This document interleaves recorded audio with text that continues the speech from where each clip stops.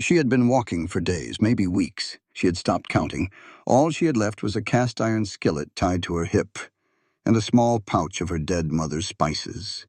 No food, no water, no family. Nothing but cracked lips and boots so worn she could feel every stone beneath her feet. When she stumbled into an abandoned ghost town and built a fire in the middle of the street, she thought she was cooking her last meal. 20 beans. That was all she had left in this world. But a stranger smelled her fire, and he told her about a ranch 2 days north, run by a man so broken by grief he had forgotten how to live. She walked into that ranch with nothing but her skillet and a desperate lie. She told them she was a cook. They gave her until sunset to prove it. What happened next would save a grieving man's soul, ignite a love story with a man who could not speak a single word, and turn a woman who was ready to die into someone who finally learned how to live. Stay until the very end, because this story will remind you that sometimes the heaviest thing you carry becomes the very thing that saves you. This story teaches us that survival is not enough. We must find something worth surviving for. It reminds us that the most broken places and the most broken people can come together and build something whole. Sometimes the gifts we inherit from those we have lost, a recipe, a skill, a stubborn will to keep going, become the seeds of a completely new life. And sometimes love speaks loudest when it has no voice at all. If this story stirred something deep in your soul, drop a comment and tell me, what is the one thing you carry with you that reminds you where you come from? I would love to hear your story. Hit that like button if you believe home is something you build, not something you find. Subscribe and turn on notifications so you never miss a story that reminds you what you are capable of. Share this with someone who is walking through their own desert right now. Your share might be exactly the fire they need to keep going. The sun was not just a star in the sky. It was a relentless force pounding the cracked earth with a cruel, steady rhythm. Leah Hart could no longer tell how many hours she had been walking. It might have been days. Time becomes a strange thing when your own body begins to turn on itself. Her worn-out leather boots scraped through sand that shimmered like a field of shattered glass. A sharp pain shot up from her ankles with every step, and a deep ache settled into her hips like rust forming on old machinery. The 10-pound cast-iron skillet tied to her hip swayed with every move she made, a heavy reminder of a life she refused to let go of completely. The skillet had belonged to her mother, and her grandmother before that. Generations of hands had worn the handle smooth, and the scorch marks on its underside held family stories Leah would never get to hear. She had parted with everything else of value. The wagon and the mule were long gone. Her father's pocket watch and her sister's wedding ring were sold for pennies. But she would not sell the skillet, and she would not sell the little leather pouch that dangled beside it. It was filled with the spices her mother had carefully measured and blended just a week before the fever came and took her away. Cinnamon, cumin, paprika, thyme. Leah would whisper their names as if they were a prayer, even though she had lost her faith the day she dug those shallow graves for her family just outside Amarillo. Far ahead, the heat created a shimmering mirage. It was not water. She had taught herself to stop falling for that trick. It was the outline of buildings. They were low, broken-down shapes that looked like they had once been a town. She set her course for them, moving like an arrow shot toward a target she could barely make out. Each breath she took was like dragging sandpaper across her throat. Her lips had cracked open days ago. When she tasted them, all she could taste was blood. The town seemed to rise from the desert floor slowly, almost unwillingly, like the land did not want to reveal its secrets. There were no signs to give it a name. There was only a collection of sun-faded wooden buildings, all leaning on one another for support, like old, tired men. No smoke rose from any chimney. No people moved in the streets. There was no sound at all, except for the lonesome wind whistling through shattered window panes. Ash Hollow, she thought someone had called it. Or maybe that was just a name she had created in a dream. Leah pulled herself along what looked like it used to be the main street.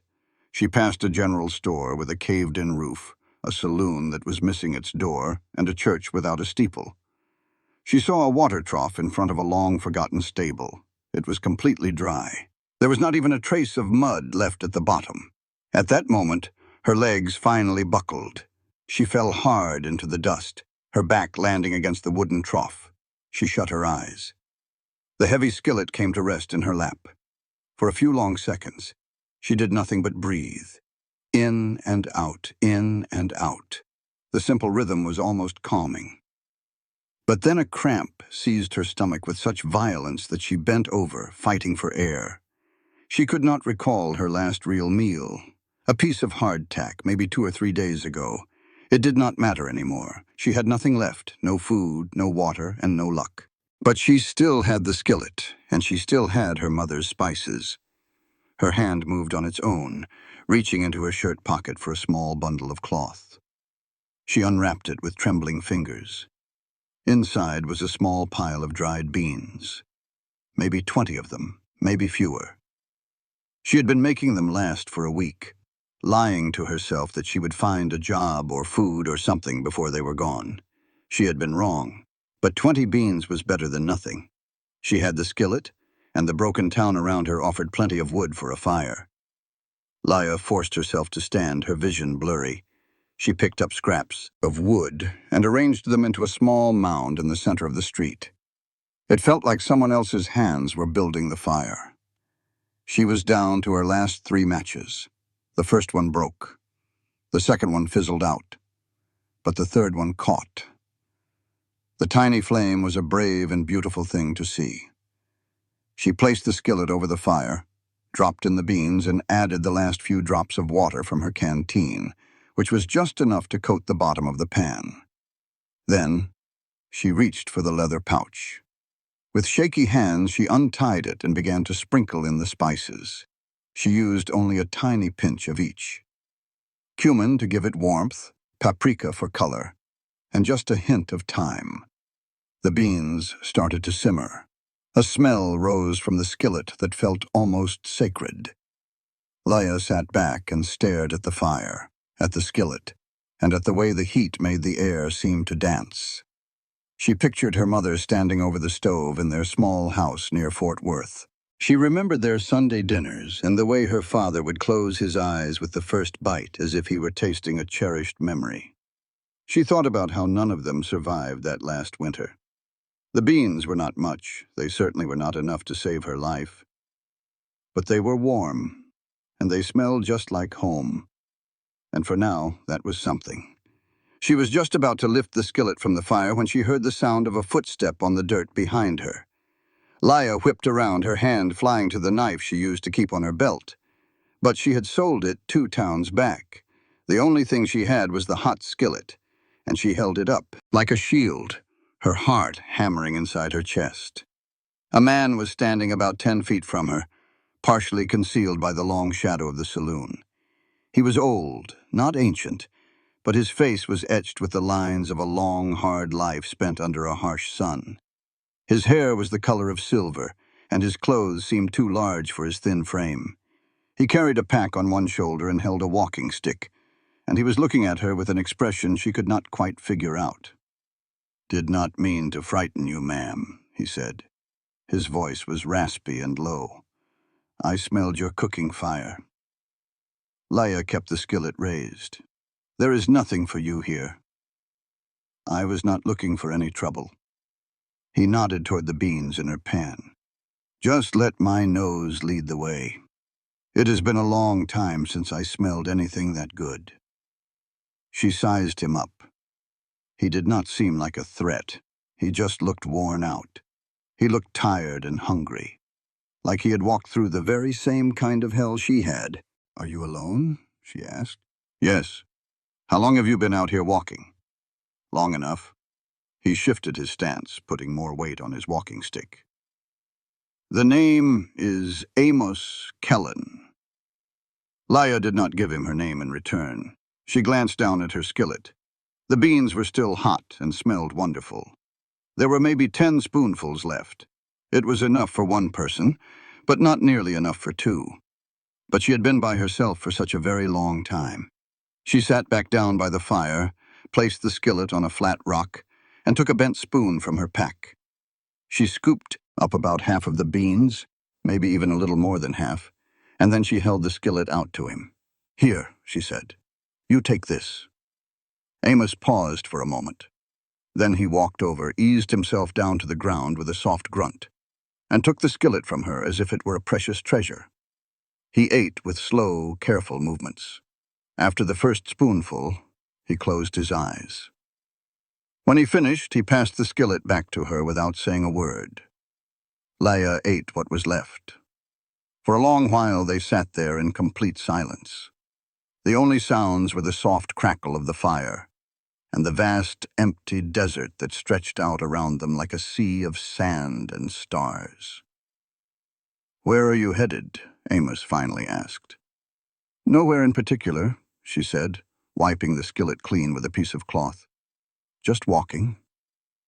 Walking is a mighty hard way to die. So is standing still. He gave a slow nod, as if that was the truest thing he had ever heard. "You have any family?" "Not anymore." "Any skills?" She looked straight at him. "I can cook." "I noticed," he said. He was quiet for a moment, and his gaze seemed to be looking at something far away. "There is a place about 2 days north of here. It is called the Iron Mesa Ranch. It is a big outfit, run by a man named Gabriel Cross." The name was new to her. "And?" "Well, I have heard they are always in need of ranch hands, people who can drive cattle, rope, and cook. They say the pay is fair if you are willing to do the work." "Then why are you not going there?"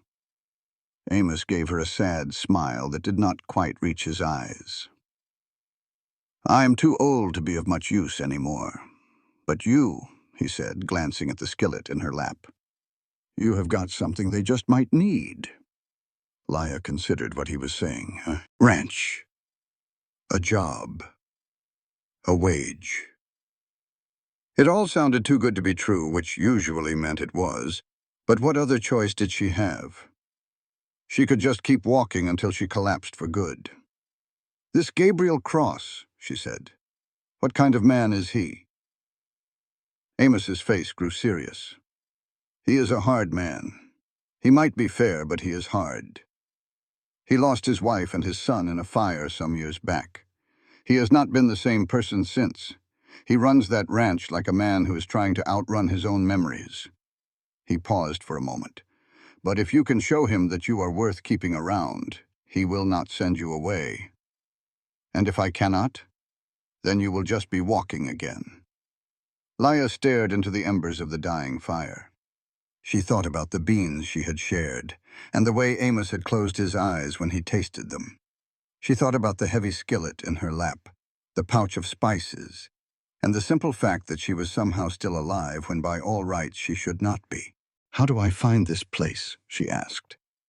Amos took a piece of torn paper from his pocket and used a bit of charcoal from the fire to draw a simple map. "Follow this ridge line north. In about a day you will come to a creek. It will be dry this time of year, but you can follow the creek bed. It will lead you straight to the Iron Mesa. You cannot miss it." He gave her the map. Then he reached into his pack and pulled out a half-full canteen and a small bundle wrapped in cloth. "Beef jerky," he said. "It is not much, but it should be enough to get you there." Leah accepted his gifts, a lump forming in her throat. "Why are you doing this for me?" Amos stood up and put his pack back on his shoulder. He looked down at her, and there was a deep sadness in his eyes. "Because somebody," he told her. "And Lord knows I didn't deserve it." With that he turned, his shape melting into the twilight until Leah was standing there all by herself. She left Ash Hollow when the sun was just peeking over the horizon, her skillet banging against her hip, and the map tucked safe inside her shirt. The jerky got her through the first day, and the water lasted until the second. By the time that Iron Gate rose up from the scrub country, she was running on nothing but grit. Iron Mesa Ranch was a kingdom spread wide across the valley floor. There were corrals, barns, and bunkhouses, every one of them built from dark timber and solid rock. Fine-looking horses paced in the pens, all muscle and shine. You could hear the voices of men working in the yard, carried on the breeze. Right in the heart of it all was the main house, 2 stories tall and built like a fort, with a curl of smoke winding out of its chimney. Leah walked that long dirt road, kicking up dust with her worn-out boots, every single step a fresh misery. The gate was wide open, but a man was standing guard next to it, watching her come. He was a young fella, built solid, with a rifle held easy in his arm. "Something you need?" he asked, and his voice wasn't what you would call welcoming. "I'm here for work," Leah said. Her own voice was a dry rasp. "I'm a good cook." The man gave her a long look, taking in the ripped dress, the sun-scorched face, and that skillet hanging off her belt. His face never changed. "Stay put." He went on into the yard. Leah just stood there by the gate, swaying a little bit, the whole world feeling unsteady. She made herself focus on just pulling air in and pushing it out over and over. When the guard came back, he had someone with him. Gabriel Cross was a tall, spare man. His dark hair had streaks of silver in it, and his eyes were the color of a January sky over the plains. He had on a clean shirt, but his boots were dusty, and he carried himself with a quiet authority that made a person think twice before speaking up. He stopped a few feet away from her and just looked. Leah held his gaze. "I need a job. I know how to cook. Is that a fact?" It wasn't really a question. "Yes, it is. We don't hire drifters. I am not a drifter. I am a cook." The corner of his mouth twitched, but it was not a smile. "You have any references?" "I have this." She held up the skillet. "And I have 10 years of experience keeping folks fed when there was barely anything to cook." Gabriel Cross watched her for a long, quiet moment. He finally cut his eyes over to the man beside him. "Test her." The guard blinked. "Sir, you heard me." "You heard?" "The woman says she can cook. Let's see her prove it." His cold, measuring gaze came back to Leah. "You have until sunset. You will cook for 10 men. If they clean their plates, you have a job. If they do not, you will be on your way." Leah's heart hammered against her ribs. "What do I have to cook with?" "Whatever you find in the cookhouse." He turned on his heel and walked off without another word. The man with the rifle just nodded his head toward a low building close to the main house. "This way." Leah followed him, her legs shaking but her mind already turning. She had cooked for bigger crowds. She had made meals for, a family of 6 out of scraps that should not have fed 2. She could handle this. She had no other choice. The cookhouse was dark, and the air was thick with the smell of old grease and wood smoke. It had a big iron stove, a long plank table, and shelves holding a jumble of pots and pans. Leah did a quick survey of the place, taking stock of her supplies. There was flour, lard, salt, a couple of shriveled potatoes, and some jerky that was probably beef. There was 1 onion, no fresh vegetables to be found, and no spices other than a small tin of black pepper. She shut her eyes for a second and felt for the leather pouch tied to her belt. Cinnamon, cumin, paprika, thyme. She could make this work. Leah got a fire going in the stove, put her skillet on to heat, and started her work. She chopped the onion and fried it in lard until it was soft and sweet. Then she added the dried meat, which she had soaked and shredded, along with a dash of cumin and a hint of paprika. She boiled the potatoes and mashed them with more lard and some pepper. She used an old whiskey bottle to roll out biscuit dough because she could not find a rolling pin. A wonderful smell started to drift out of the cookhouse, smelling rich and savory and warm.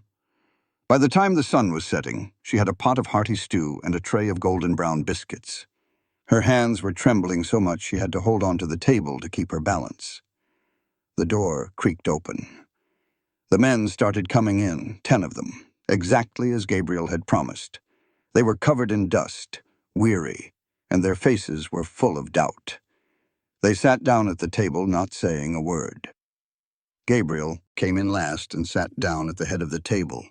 Leah dished out the food without a sound, pouring stew into bowls and placing biscuits on plates. The first man took a bite, and then he took another. He never looked up. The second man tore a biscuit in half and dunked it in his stew. His face showed nothing, but he kept right on eating. One after another, the men ate every last drop in their bowls. Nobody said a word. Nobody had a single complaint. Gabriel ate slowly, his expression impossible to read. When he finished, he put his spoon down and looked straight at her. "You will sleep in the little room attached to the cookhouse," he said. "Breakfast is at 5 o'clock. Do not be late." Then he got up and left, with the other men following close behind. And just like that, Laia was all alone in the cookhouse with 10 empty bowls and the faint scent of her mother's spices still lingering in the air. She slumped down onto a chair, her body finally giving out, and she closed her eyes. She had done it. She had a roof over her head and a job to do. She had a chance. And for the first time in a long, long time, Laia Hart allowed herself to hope that she just might make it through this. The small room next to the cookhouse had a cot, a wooden crate for a table, and one window that looked out over the ranch yard. Laia fell onto the cot without even taking her boots off, her cast-iron skillet right beside her like a good luck charm. She slept so soundly, it was like sinking into deep water. She woke up in the dark to the sound of roosters crowing. Her whole body protested as she forced herself to sit up. Every last muscle was aching. Her hands were raw from the day before, and her feet felt tight and swollen in her boots. But when she lit a match for the lamp, the clock on the wall showed 4:30, and Gabriel Cross had said breakfast was at 5. She moved around the cookhouse in the dim light, getting the fire started, putting water on to boil, and measuring out flour and lard. She found a few eggs in the cold box. Her hands went through the motions out of pure habit, mixing and measuring while she was still half asleep. Biscuits again. She knew she would have to come up with something different soon, or the men would get tired of them. She also made a pan of scrambled eggs, stretching them with some milk and seasoning them with the last little bit of thyme from her pouch. The men came in right at 5, filing in without a glance in her direction. They took their spots at the big table like it was a ceremony they had done 1,000 times before. Gabriel sat at the head of the table, his expression as hard to read as ever. Laia served them their food in complete silence. They ate in complete silence. When they were finished, they left without so much as a word. And she was alone again with a mountain of dirty dishes and the heavy feeling that this was her life now. She spent the morning scrubbing pans and planning out meals, taking stock of the meager supplies in the pantry. There were dried beans, more flour, some bacon that was mostly fat, and a jar of molasses. It was not much to go on, but she had made do with less. Sometime around noon, she went outside, for the first time all day, blinking in the bright, harsh sun. The ranch yard was humming with work. Some men were training horses in the corral, while others were mending fences. A wagon was being loaded up with supplies. Not a single person even looked her way. It was as if she were invisible. She was just about to go back inside the cookhouse when she saw something sitting on the step. It was a little bundle tied up in a piece of cloth. Laia looked around the yard, but no one was paying her any mind. She picked it up and carefully unwrapped it. Inside were a few wild onions, dirt still clinging to their roots, and 3 small, crooked carrots, but they were fresh. A lump formed in her throat. Somebody had left these here for her. Somebody had been thinking about what she might need. She scanned the yard one more time, trying to see who it could have been, but the men just kept on with their work, not noticing a thing. Laia brought the vegetables inside and washed them gently, adding them to her list of ingredients as if they were solid gold. That evening, she made a soup. It was a simple soup, but the wild onions and carrots gave the broth a nice sweetness, and the last of the bacon added some salt and flavor. She thickened it up with some flour and served it with more biscuits. Once again, the men ate without saying anything. But this time, one of them, a younger fellow with sun-bleached hair and a scar on his jaw, actually met her eyes when he handed her his empty bowl. "Good," he said. That was all, just the one word. Then he walked away. But it was a start. The next morning, another bundle was sitting on the step.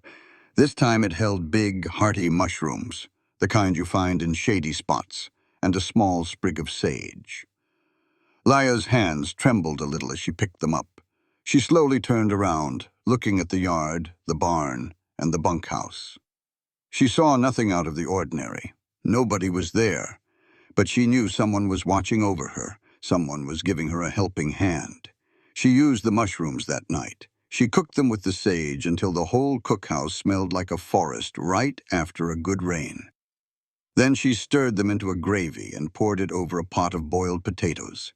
The men ate with more enthusiasm than she had seen from them before. Gabriel did not say a word, but she saw him look down at his clean plate with what looked like a hint of approval. On the fourth morning, the bundle held some wild herbs she did not recognize and a small note written in neat block letters that just said, "For the beans." Laya looked at that note for a good long while. She had no idea who her secret helper was, but whoever it was, they knew about cooking. They knew what she was trying to accomplish. Later that afternoon, she was hauling water from the well when she finally saw him. He was over by the horse barn, standing partly in the shadows, watching her with dark, thoughtful eyes. He was younger than most of the other hands, maybe 30 years old, with black hair that hung past his shoulders and a face that looked like it could have been carved from the same rock as the Kia Hills. He had on a leather vest over a simple shirt, and his hands were resting on the halter of a mottled gray horse that was standing calm right next to him. Their eyes met, and he held her gaze. Laya put down her bucket and started walking his way, feeling her heart pick up its pace. As she drew nearer, she noticed the way he stood, perfectly still and in complete control, like a man who was used to going unseen. "Was that you?" she asked. "With the vegetables and the herbs?" He gave no reply, not even a nod, but she saw a flicker of something in his eyes and she knew it was him. "Thank you," she said. "They were a bigger help than you can imagine." He watched her for another second before turning his focus back to the horse, stroking its neck with a touch so gentle it made her heart ache. "What is your name?" she asked. He paused for a moment. Then he reached inside his pocket, pulling out a small scrap of paper and a pencil stub. He scribbled a few words and passed the note to her. "Mateo Reyes." Laya glanced up from the paper. "You cannot speak." He shook his head no. "But you can hear me." He nodded yes. She offered a small, hesitant smile. "Well, Mateo Reyes, my name is Laya Hart, and I think I owe you a proper meal for your kindness." The corner of his mouth turned up, not quite a smile, but something very close. After that day, the gifts kept coming. It was never food that would be noticed missing from the main supplies, but always things he had found in the lands around the ranch. Wild greens, the eggs of birds. One time it was a rabbit, already cleaned and ready for the pot. Mateo never came to her directly, and he never used his notes, unless he had to, but she started seeing him around more often. He would be working with the horses or mending tack, always with that same quiet grace, as if he were a natural part of the land itself. The other ranch hands treated him with a sort of polite distance. He was not really one of them, but his skill was so great that they never challenged his place there. Laya pieced together from conversations she overheard that he had arrived at the ranch 2 years ago. They said he was the finest horseman Gabriel had ever hired, and that nobody knew where he was from or the reason he did not speak. She never tried to find out more. She knew all about the need to keep some things in the past, but she always made sure his plate was a little fuller than the others, and whenever she caught his eye from across the yard, she would give a nod to show her thanks. 3 weeks into her job at Iron Mesa, Gabriel called for her at the main house. Laya had never set foot inside it before. She walked up the wide porch steps, knocked on the solid wood door, and stood there with her heart pounding in her chest. "Come in." The house was plain and spotless on the inside. It had hardwood floors and simple furniture, with everything looking sturdy and built to last. Gabriel was standing by the fireplace with a ledger book open on the table next to him. "Close the door," he told her. She did as he asked. He looked her over for a second, his light-colored eyes revealing nothing. "The men are eating better than they have in a very long time." Laya stayed silent. She could not tell if he was complimenting her or about to let her go. "You are not being wasteful with the supplies. You are making do with what is available." He paused. "That is not a common skill." "I have had to learn," she replied softly. "I can see that." He shut the ledger. "What am I paying you?" Leah was taken by surprise. "You have not mentioned it." "No, I have not." He reached into his pocket and took out a small leather pouch, placing it on the table that stood between them. "A place to sleep, your meals, and $20 a month. That is the usual rate for a cook. If you prove you are worth more, then we can discuss it." $20. It was not a huge amount of money, but it was more than she had seen in over a year. "Thank you," she said. Gabriel gave a single nod. "One other thing. My aunt is coming for a visit. Her name is Ruth Cross. She will arrive tomorrow." The way he said it made Leah's stomach knot up. "Is there anything I ought to know?" "Ruth has strong ideas about the right way to run things. She will have strong ideas about you." His face did not change, but she could hear the clear warning in his voice. "Do not let her boss you around." Leah looked him straight in the eye. "I will not." "Good." He turned his attention back to the ledger. It was a clear sign she was dismissed. "That is all." She walked out of the house with the pouch of coins safely in her apron pocket, her thoughts already spinning. Gabriel's aunt with her strong ideas. She had managed difficult people in the past. People who believed a woman by herself was an easy target for their judgment or worse. She could handle one. More. But when Ruth Cross showed up the following afternoon, stepping out of a shiny carriage like a queen looking over her new lands, Leah knew she might have misjudged the situation entirely. Ruth was a tall, bony woman with silver hair pulled back into a tight bun and eyes that looked like sharp pieces of stone. She was dressed in a full black morning gown, despite the heat, and she walked across the ranch yard with an air of command that made grown men get out of her way without a second thought. Leah was in the cookhouse peeling potatoes when the door flew open and Ruth entered without a knock. "So, you are the new cook," Ruth said. It was a statement, not a question. Leah put her knife down and wiped her hands on her apron. "Yes, ma'am. I am Leah Hart."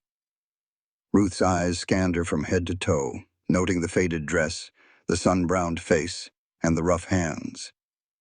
"Where are you from?" "Texas." "And your family? They are gone." Ruth's cold expression did not change. "You came to this place all by yourself?" "Yes." "How convenient." The word just hung there in the quiet room, sounding like an accusation. Leah felt her back straighten. "I came here in search of a job. Your nephew was kind enough to give me one. That is the whole story." "My nephew," Ruth said in a slow voice, "has a tendency to take in strays. It is a weakness of his. Perhaps it is a strength." Ruth's eyes became narrow slits. She moved a step closer, and Leah could smell lavender mixed with something more bitter. Maybe it was old grief, or maybe just pure anger. "You do not know a single thing about Choit, this family, or about everything we have lost. So do not you dare tell me what is a strength and what is a weakness." Leah stood her ground. "You are right. I do not know your family's story, but I do know how to cook, and I know how to work hard, and I am not here looking for any trouble." Ruth just stared at her for a long, hard second. Then she walked over to the stove and lifted the lid from the simmering pot. Steam billowed out, filled with the smell of beans and bacon and the wild herbs that Mateo had brought for her. Ruth froze completely. "What is this?" Her voice was different now. It was soft, almost delicate. "It is bean stew," Leah answered, choosing her words with care. "I put some sage and thyme in it." Ruth put the lid back on the pot with hands that were shaking just a little. When she looked back at Leah, her face was like a stone mask, but Leah could see that something had shattered deep inside her eyes. "My sister used to make a stew that smelled just like this," Ruth said, "right before she died." Leah's breathing stopped. "Gabriel's wife, the one who had died in the fire." "I did not know," she said in a whisper. Of course you did not. Ruth's voice turned sharp again as the crack in her composure sealed itself shut. But now you will understand why I will not be taking my meals in the cookhouse during my stay. She stormed out, leaving the door wide open behind her. Laya was left standing in the sudden heavy silence, her own hands still trembling. That night, sleep would not come. She just lay on the small bed in her room, looking up at the ceiling, thinking about the look on Ruth's face when she smelled the stew. She thought about Gabriel's warning and about how deep sorrow could twist a person into something so sharp and unforgiving. Sometime close to midnight, she heard the sound of footsteps just outside. Laya sat straight up in bed, her heart racing. The footsteps came to a halt right by her window. Then she heard a quiet noise, like something being placed gently on the ground. She waited until the sound of the footsteps faded away before she got out of bed and opened her door. Sitting on her doorstep was a small wooden crate full of vegetables she had not seen anywhere on the ranch. There were fresh tomatoes, green beans, and a head of cabbage. Tucked inside was a note written in Mateo's neat hand. From the garden past the ridge. Laya knelt down, gently touching the smooth skin of the tomatoes, and felt tears welling up in her eyes. Mateo was taking a risk for her, giving up his time or maybe even getting himself into trouble just to bring her these things. He was trying to make her job easier, to help her get by. She had no idea why. She could not think of what she had done to earn such kindness. But the next morning she made a sauce with those tomatoes that made the breakfast eggs taste like something from a dream. And when the ranch hands ate, they did not just finish everything on their plates. They came back asking for more. Gabriel did not say a word. But as he was leaving, he met her gaze for just a second, and she saw a look in his eyes that might have been gratitude. Ruth remained at the ranch for 1 week, eating all of her meals in the main house, and never once stepping foot in the kitchen again. Still, Laya would sometimes see her standing off in the distance, just looking through the window with a face you could not read. On the final day of Ruth's stay, Laya was working bread dough when the cookhouse door creaked open. She glanced up, thinking it was one of the ranch hands, and then she froze. Ruth was standing right there in the doorway, holding a bundle in her arms. "I will be leaving in the morning," Ruth announced, her voice proper and tight. "Before I head out, I wanted you to have this." She placed the bundle on the table and began to unwrap it. Inside lay a heavy woolen shawl, a beautiful deep green, and underneath that a small book bound in leather. Laya just stared at it all. "I do not understand." "The shawl belonged to my sister Margaret, Gabriel's wife." Ruth's voice held steady, but her hands trembled a bit. "She would have wanted someone to put it to good use. Someone who—" Her words faded, then she began again. "The book is filled with her recipes. I thought you might find them helpful." Laya reached a hand out, slow and respectful, to touch the soft wool. "Mrs. Cross, I could not possibly." "You can, and you will," Ruth said, her eyes suddenly burning with intensity. "Because if you plan to stay here, if you're going to feed these men food that carries the scent of memory, then you ought to at least know what spirits you are raising." "I am sorry," Laya said softly, "for what you have lost." Ruth's jaw went rigid. For a second, Laya thought she would just turn and leave, but then she spoke, her voice hardly more than a whisper. "She is gone because Gabriel failed to save her, and he has spent every day since trying to work that failure out of his bones." Ruth looked Laya straight in the eye. "You appear to be a good woman, Miss Hart. Do not let this place break you the way it is breaking him." With that, she turned and walked away, leaving Laya alone in the cookhouse with the dead woman's shawl and a recipe book filled with a delicate, steady hand. Later that night, she opened the book and read by the light of her lamp. Margaret Cross had been precise, writing down not just ingredients and methods, but little notes besides. "Gabriel likes less salt. Be sure to use the rosemary from the East Garden. This one makes him think of his mother." Laya ran her finger over the script, feeling the presence of a life she never knew and a love she had never seen. And it struck her then why Ruth had been so brittle, why Gabriel was so distant, and why this ranch felt more like a memorial than a home. She closed the book and set it on the floor beside her cot, next to her cast-iron skillet. 2 days later, she decided to use one of Margaret's recipes for the Sunday dinner, a simple roast with carrots and potatoes. The men ate in their usual quiet way, but they seemed to pay more mind to their food. When Gabriel took his first bite, he went completely still. He said nothing at all, but his grip on his fork tightened, and he kept his eyes on his plate for the rest of the meal. Leah watched him from across the kitchen, thinking on what Ruth had told her about failure and grief, and all the ways folks try to live through the things that should be impossible. After the meal was done and the men had cleared out, Gabriel stayed behind. He stood by the door with his back to her, not saying a word. "That was my wife's recipe," he said at last. "I know. Your aunt left me her book."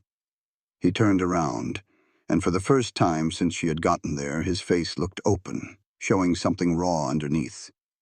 "Why would she do that?" "I believe," Leah said, choosing her words with care, "that she wants you to remember her for more than how her life ended." Gabriel's jaw worked back and forth. He looked like he was about to say something, maybe to argue or maybe to thank her. But all he did was give one sharp nod before he stepped out into the dark. Leah cleaned up the kitchen in the quiet, her hands moving on their own while her mind was somewhere else. She thought of Mateo's little gifts, of Ruth's green shawl, of the look on Gabriel's face when he tasted his wife's cooking. She was beginning to see the true shape of this place, the heavy sorrow it held and the ghosts that walked its grounds. And she knew, standing there by herself in the dim lamplight, that she was becoming a part of it all, that these people, all broken and hurting and just trying to get by, were letting her in little by little. She did not know if that was a blessing or a curse, but she knew for certain she was not leaving. The weeks after Ruth left found a rhythm that felt almost like a normal life. Leah would rise before the sun, get the fire going, and cook 3 meals a day for men who were now starting to give her a nod when they came in, and sometimes even a mumbled thanks on their way out. The work was endless. Her hands were a mess of little burns and cuts that never quite healed, but it was good, honest work, and it was all hers. Mateo kept leaving his gifts. Sometimes he would leave food, like wild asparagus, chanterelle mushrooms, or a string of trout already cleaned and ready for the pan. Other times he would make small fixes she had not even asked for. A loose hinge on the cookhouse door was suddenly tight, a crack in a window was patched with neat leather strips, and a new knife, sharpened to a razor's edge, appeared on her cutting board with no explanation. She tried to thank him face to face one time when she saw him leading a chestnut mare to the barn. He just looked at her with those dark, watchful eyes, shook his head just a little, and put a finger to his lips. It was not about keeping a secret, it was about privacy. He did not want any fuss. He did not want the other men to know. Leah understood that kind of quiet caution. She had lived that way herself for a long, long time. So instead, she showed her thanks in his meals. She would wrap up extra biscuits in a cloth and leave them near the tack room. She put a jar of the molasses she had been saving on a fence post over by the corral. One time she even made a slice of apple pie from dried fruit she had soaked in whiskey, a little something she had taken from the main house that Gabriel surely knew was missing but chose to ignore. It was a peculiar sort of friendship built on silent deeds instead of words, but it felt solid. Out here at Iron Mesa, where words were few and trust was even rarer, that meant something. Gabriel kept his distance, but he was always fair. He would stop by once a week to ask about her supplies and see if she needed anything from town. He never lingered or made idle chit-chat, but Leah was learning to read the little changes in his face. The way his eyes would soften just a bit when a meal was especially good, or how his jaw would tighten when something reminded him of Margaret. She was careful with the recipe book, using Margaret's dishes just every now and then so they would not become expected. But every couple of weeks, she would cook something from its pages, and each time Gabriel would fall quiet and still, eat his meals slowly, and then leave without saying a word. It was the height of summer when the supply merchant arrived. Leah was outside shaking the dust from a tablecloth when she heard the clatter of a wagon. A man in a tired suit and a beat-up hat pulled his horse up near the main house, his cart full of crates and barrels. She sort of recognized him. He was the one who made the rounds to all the faraway ranches, selling goods and delivering the mail. "Got a delivery for Iron Mesa," he called out as he jumped down. "For Gabriel Cross." One of the hands pointed him toward the barn, and the merchant gave a nod. But before he walked off, his eyes scanned the yard and settled on Laya. "Are you the cook?" he asked. "I am." He dug inside his coat and brought out a small parcel wrapped in brown paper and tied up with string. "This here is for you. It came through the post office down in Silver Creek. They said it took some time to figure out where you had gotten to." Leia's heart gave a lurch. She walked across the yard slowly and took the package he held out. She looked down at her own name, written in a hand she did not know. "Thank you," was all she could get out. The merchant touched the brim of his hat and went on to find Gabriel, leaving Laya standing there by herself, holding the package tight against her. She took it back to the cookhouse and set it on the little table in her room. For a long while she just stared at it. She had not received a letter in over a year, and never figured she would again. Everyone she had ever known was gone or lost, or had moved on without her. At last she untied the string and pulled back the paper. Inside, there was a letter and another object wrapped in cloth. Laya unfolded the letter first, her hands shaking. The handwriting was neat and old-fashioned, the ink a little faded. "Miss Leah Hart, I do hope this letter finds you in good health. My name is Esther Brennan. You will not know me, but I knew your mother, Clara. We were girls together back in Missouri before she married your father and headed west. I heard what happened to your family, and I've been trying to find you ever since. I wanted you to have this. Your mother sent it to me many years ago when you were just a little girl. She asked me to keep it safe for you. She said it was for you, for when you were old enough to understand its worth. I believe that time is now. May it give you some comfort. With deepest sympathy and hope, Esther Brennan." Laya's eyes filled with tears. She set the letter aside and unwrapped the cloth with trembling fingers. Inside was a small leather journal, its cover worn smooth from time. She opened it gently and saw her mother's handwriting. It was looser than Margaret's, more rushed, but it was so familiar it made her ache. The first page said, "For my Laya, my recipes, my thoughts, my love. So you will always have a piece of home." Laya clutched the journal to her chest and began to cry. Not quiet tears, but huge, ragged sobs that shook her entire body. All the years of sorrow she had held back finally broke free. She cried for her mother and father, for her sister, and for the life they were all supposed to have. She cried for the girl she used to be before the sickness took everything, and for the woman she had to become just to survive. When she finally stopped crying, she felt empty and worn out, but also somehow lighter. She used her sleeve to dry her face, pulled in a shaky breath, and opened the journal one more time. The recipes were all in there, pages of them, written in her mother's hand with little notes scribbled in the margins. "Your father surely does love this one. Make certain the oven is hot enough, or the meat will turn out tough. This is what my own mother passed down to me, and now I am passing it to you." But tucked between the recipes were different kinds of entries. There were her thoughts on life, on love, and on the hard business of building a home in a place that fought you every step of the way. She found stories about herself as a little girl, the time she tried her hand at cooking and nearly set the whole kitchen ablaze. How she had always demanded to be the one stirring the pot, long before she was tall enough to see inside. It was the blueprint of a life, her mother's life, a life that was full and real before all the death, the endless walking, and the frantic fight just to see another day. Laya kept reading until the sun went down. Then she lit a lamp and read some more. She did not come out of her room until the next morning. When she finally appeared, her eyes were puffy, but her hands were perfectly still.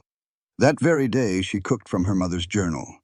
It was a stew Clara Hart had learned from her own mother, a hearty meal of beef and root vegetables with just a touch of cinnamon that tasted like the first cool day of fall. She followed the recipe to the letter. When the men ate it that night, she watched their expressions and thought about the unbroken chain of things, how a taste could carry a memory across years and miles. Gabriel ate with his usual slow pace, the one he saved for special meals, but this time he looked straight at her when he was done. "This is not how Margaret cooked," he stated. "It's my mother's recipe." He gave a slow nod, a whole conversation passing between them that needed no words. "It is good. I thank you." He stood up to go, but stopped for a moment. "You are starting to belong here." It was not really a question, but Laya answered him all the same. "Yes. Good," he said, and then so quietly she almost missed it. "We need that." After he was gone, Leia sat by herself in the cookhouse and felt the true meaning of his words settle on her. We need that. He did not just mean the food or having someone to cook it. He meant someone who was putting down roots, someone who was planning to stay. The next morning, a surprise was waiting on her doorstep. It was not food this time.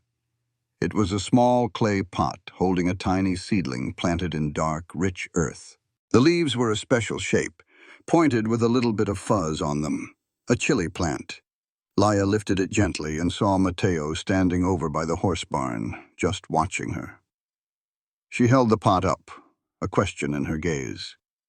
He ambled over, took out his little notepad and scribbled, "You can plant it near the cookhouse. It will grow all summer long." She glanced from the small plant back to his face. "Where did you get this?" He wrote another message. "I carried the seeds from home. I saved them." "Where is home?" He paused for a long second before writing a single word. "Gone." Laya understood that feeling all too well. She carefully set the pot on the ground and looked right into his eyes. "Thank you, Mateo, for everything." He gave one sharp nod, then went back to his chores. Laya took the chili plant to a sunny spot right next to the cookhouse. She used a kitchen spoon to dig a little hole, eased the plant into the ground, and gently packed the soil around its base. It felt like making a promise, like she was setting down her own roots right there. The summer sun got hotter, turning the ranch into an oven by midday and offering almost no relief when it set. The men started working longer in the cool of the morning and evening, so Laya changed the meal times to match. Breakfast was served before the sun came up. She packed them a cold lunch to eat out in the pastures, and dinner was not ready until after dark when they finally dragged their tired bodies back. She started to learn what each man liked without ever having to ask. A young fella with a scar, Clay was his name, took his coffee strong enough to peel paint. An older ranch hand named Benson would not touch an onion. A quiet man they called Walker always came back for a second helping of bread, but never for more meat. And Mateo.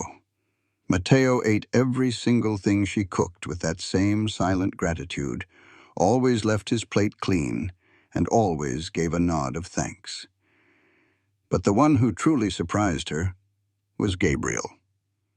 One evening, long after the men had left and she was scrubbing the last of the pots, he just showed up in the doorway of the cookhouse. "Have you got a minute?" he asked. Laya dried her hands on her apron. Of course, he came inside, looking out of place in a way she had not seen before. He stood by the big stove with his hands shoved in his pockets, and he seemed to be searching for the right words. "My aunt wrote me a letter," he finally said after she had come home. Laya simply waited. "She told me I ought to tell you what happened with Margaret and my boy." He stopped, the muscle in his jaw tightening. "She seems to think you have a right to know." "You do not owe me any explanation," Laya said softly. "Maybe not. But Ruth is usually right about these things, even when I wish she was not." He pulled a chair out from the table and sat down hard, as if the story he was about to tell was a physical burden. It was 5 years ago in the late fall. I had ridden into town for supplies with 2 of the men. Margaret and our son, Samuel, he was 6. They were here at the ranch. He paused, and Leah could see him swallow hard. A fire started in the barn.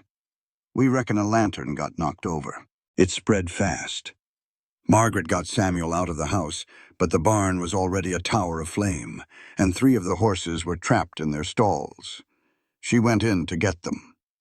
Leah felt her own breath catch in her throat. By the time I made it back, the barn was just gone. One of the hands had Samuel. He was safe.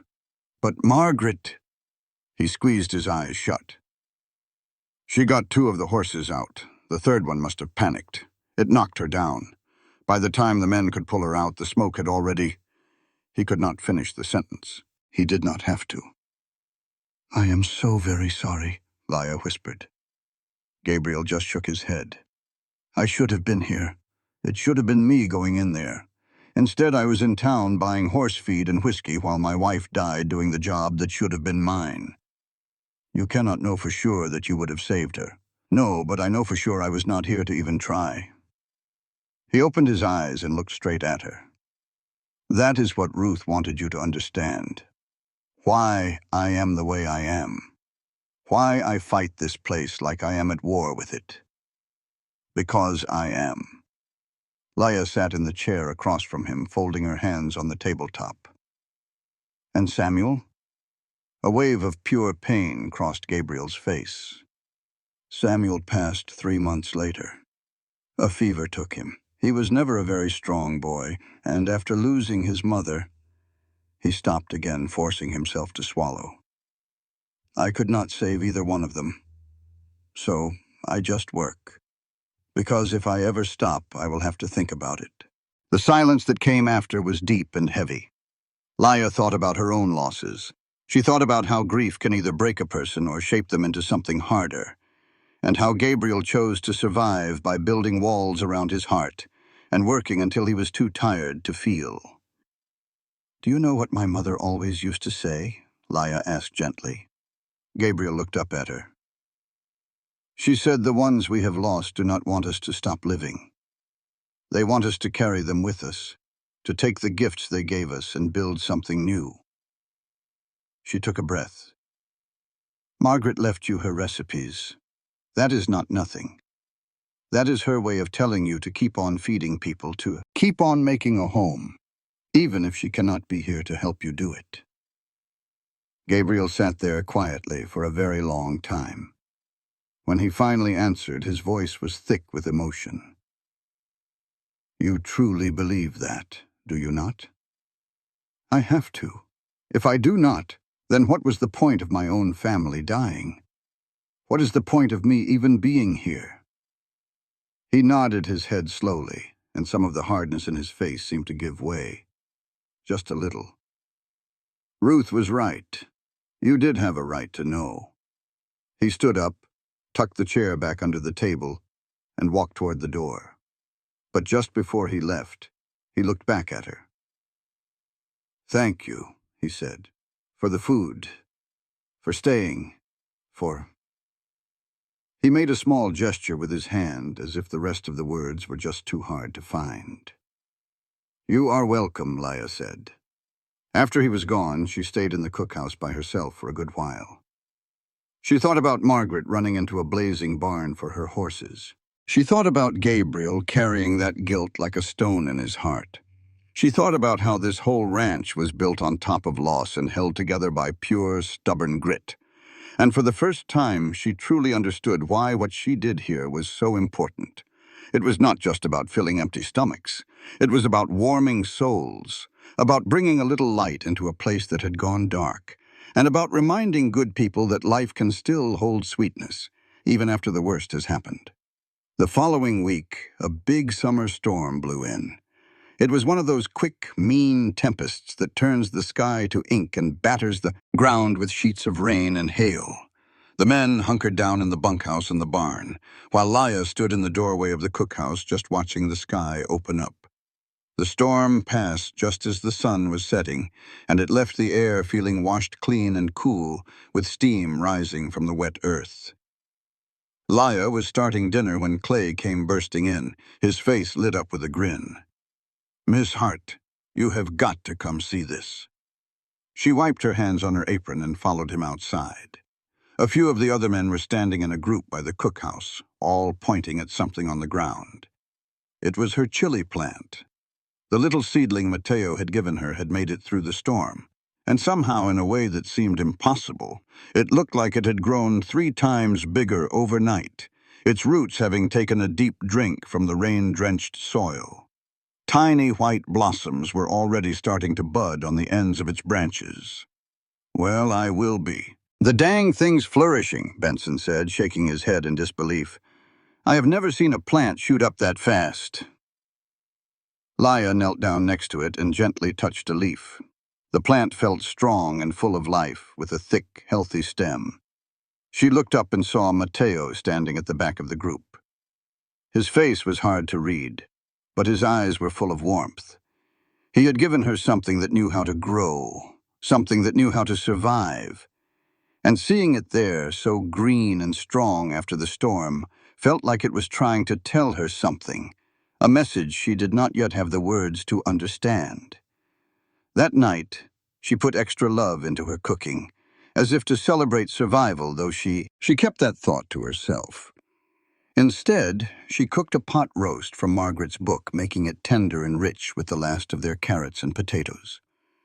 Then she baked biscuits, using her mother's journal, the special kind Clara Hart called Sunday biscuits, because they were just too good for any ordinary day. The men ate like they were famished, and in a sense they were.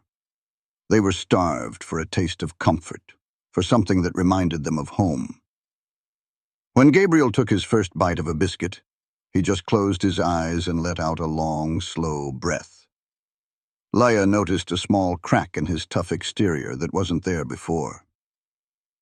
"Where did you learn to make these?" he asked her. "My mother," she replied. He nodded, chewing thoughtfully. "Well, she taught you right?" "She taught me that food is always more than just food. It is how we connect. It holds our memories. It is how we show people we care when the right words will not come." Gabriel put his fork down and looked straight at her. "You are very good at that." She was too. After supper, once the men had left and the cookhouse was spotless, Laya went outside for one last look at her chili plant. The moon was shining bright, bathing the yard in a silvery glow, and the air had the scent of damp earth and fresh possibilities. She heard footsteps behind her and turned to see Mateo walking over. He stopped a few feet from her, his little notepad already in his hand. "It will give you peppers soon," he had written. "Enough for everyone." Laya couldn't help but smile. "I will make something special with them, as a thank you." He shook his head and scribbled another note. "No need to thank me. You make this place better." His words struck her with more force than she had anticipated. She looked up at this quiet man, the one who had been leaving little gifts on her doorstep for months without ever asking for a thing in return. She felt a definite shift deep inside her chest.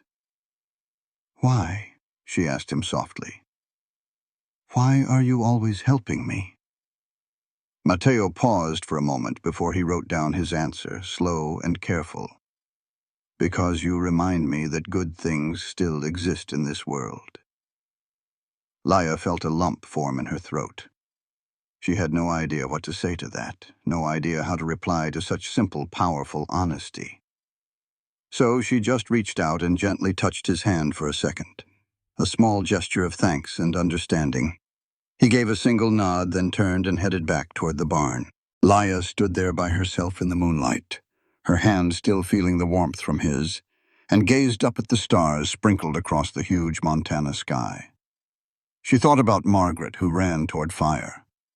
She thought of Gabriel trying to outrun his own sorrow, and Mateo, who carried seeds from a home he could never go back to.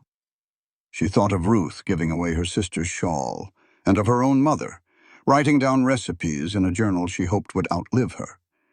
Then she thought about herself, a woman who had crossed a desert with only a skillet and a hope to survive, who had somehow ended up in this broken-down place and started to set down her own roots. Iron Mesa was not fixed. It might never be completely whole again, but it was healing. One meal at a time, one small gift after another, one simple act of kindness in a very hard world. And Leah Hart, who had spent so much of her life just trying to stay alive, was starting to think that maybe, just maybe, she was finally learning how to truly live again. The chili plant finally started producing fruit in the middle of August. They were small green peppers that turned a brilliant red under the hot, steady sun. Leah picked each one with care, feeling the significance of Mateo's gift in her hands. That evening, she decided to make something she had not tried since she left Texas.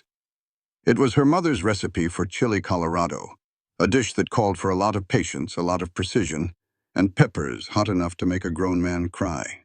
She roasted the chilies right over an open flame until their skins blistered up and turned black. Then she peeled them with steady fingers, her eyes watering from the fumes. The smell that filled the cookhouse was earthy and vibrant and full of life. It made her think of her mother standing over a stove just like this one, teaching her that the very best food comes from taking your time and refusing to be rushed.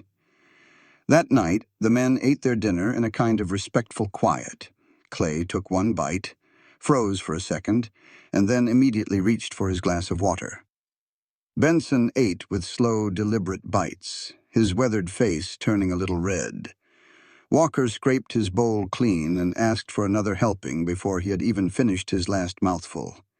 Gabriel ate his entire meal without saying a single word, but she could see the tension leave his shoulders and watched his breathing even out.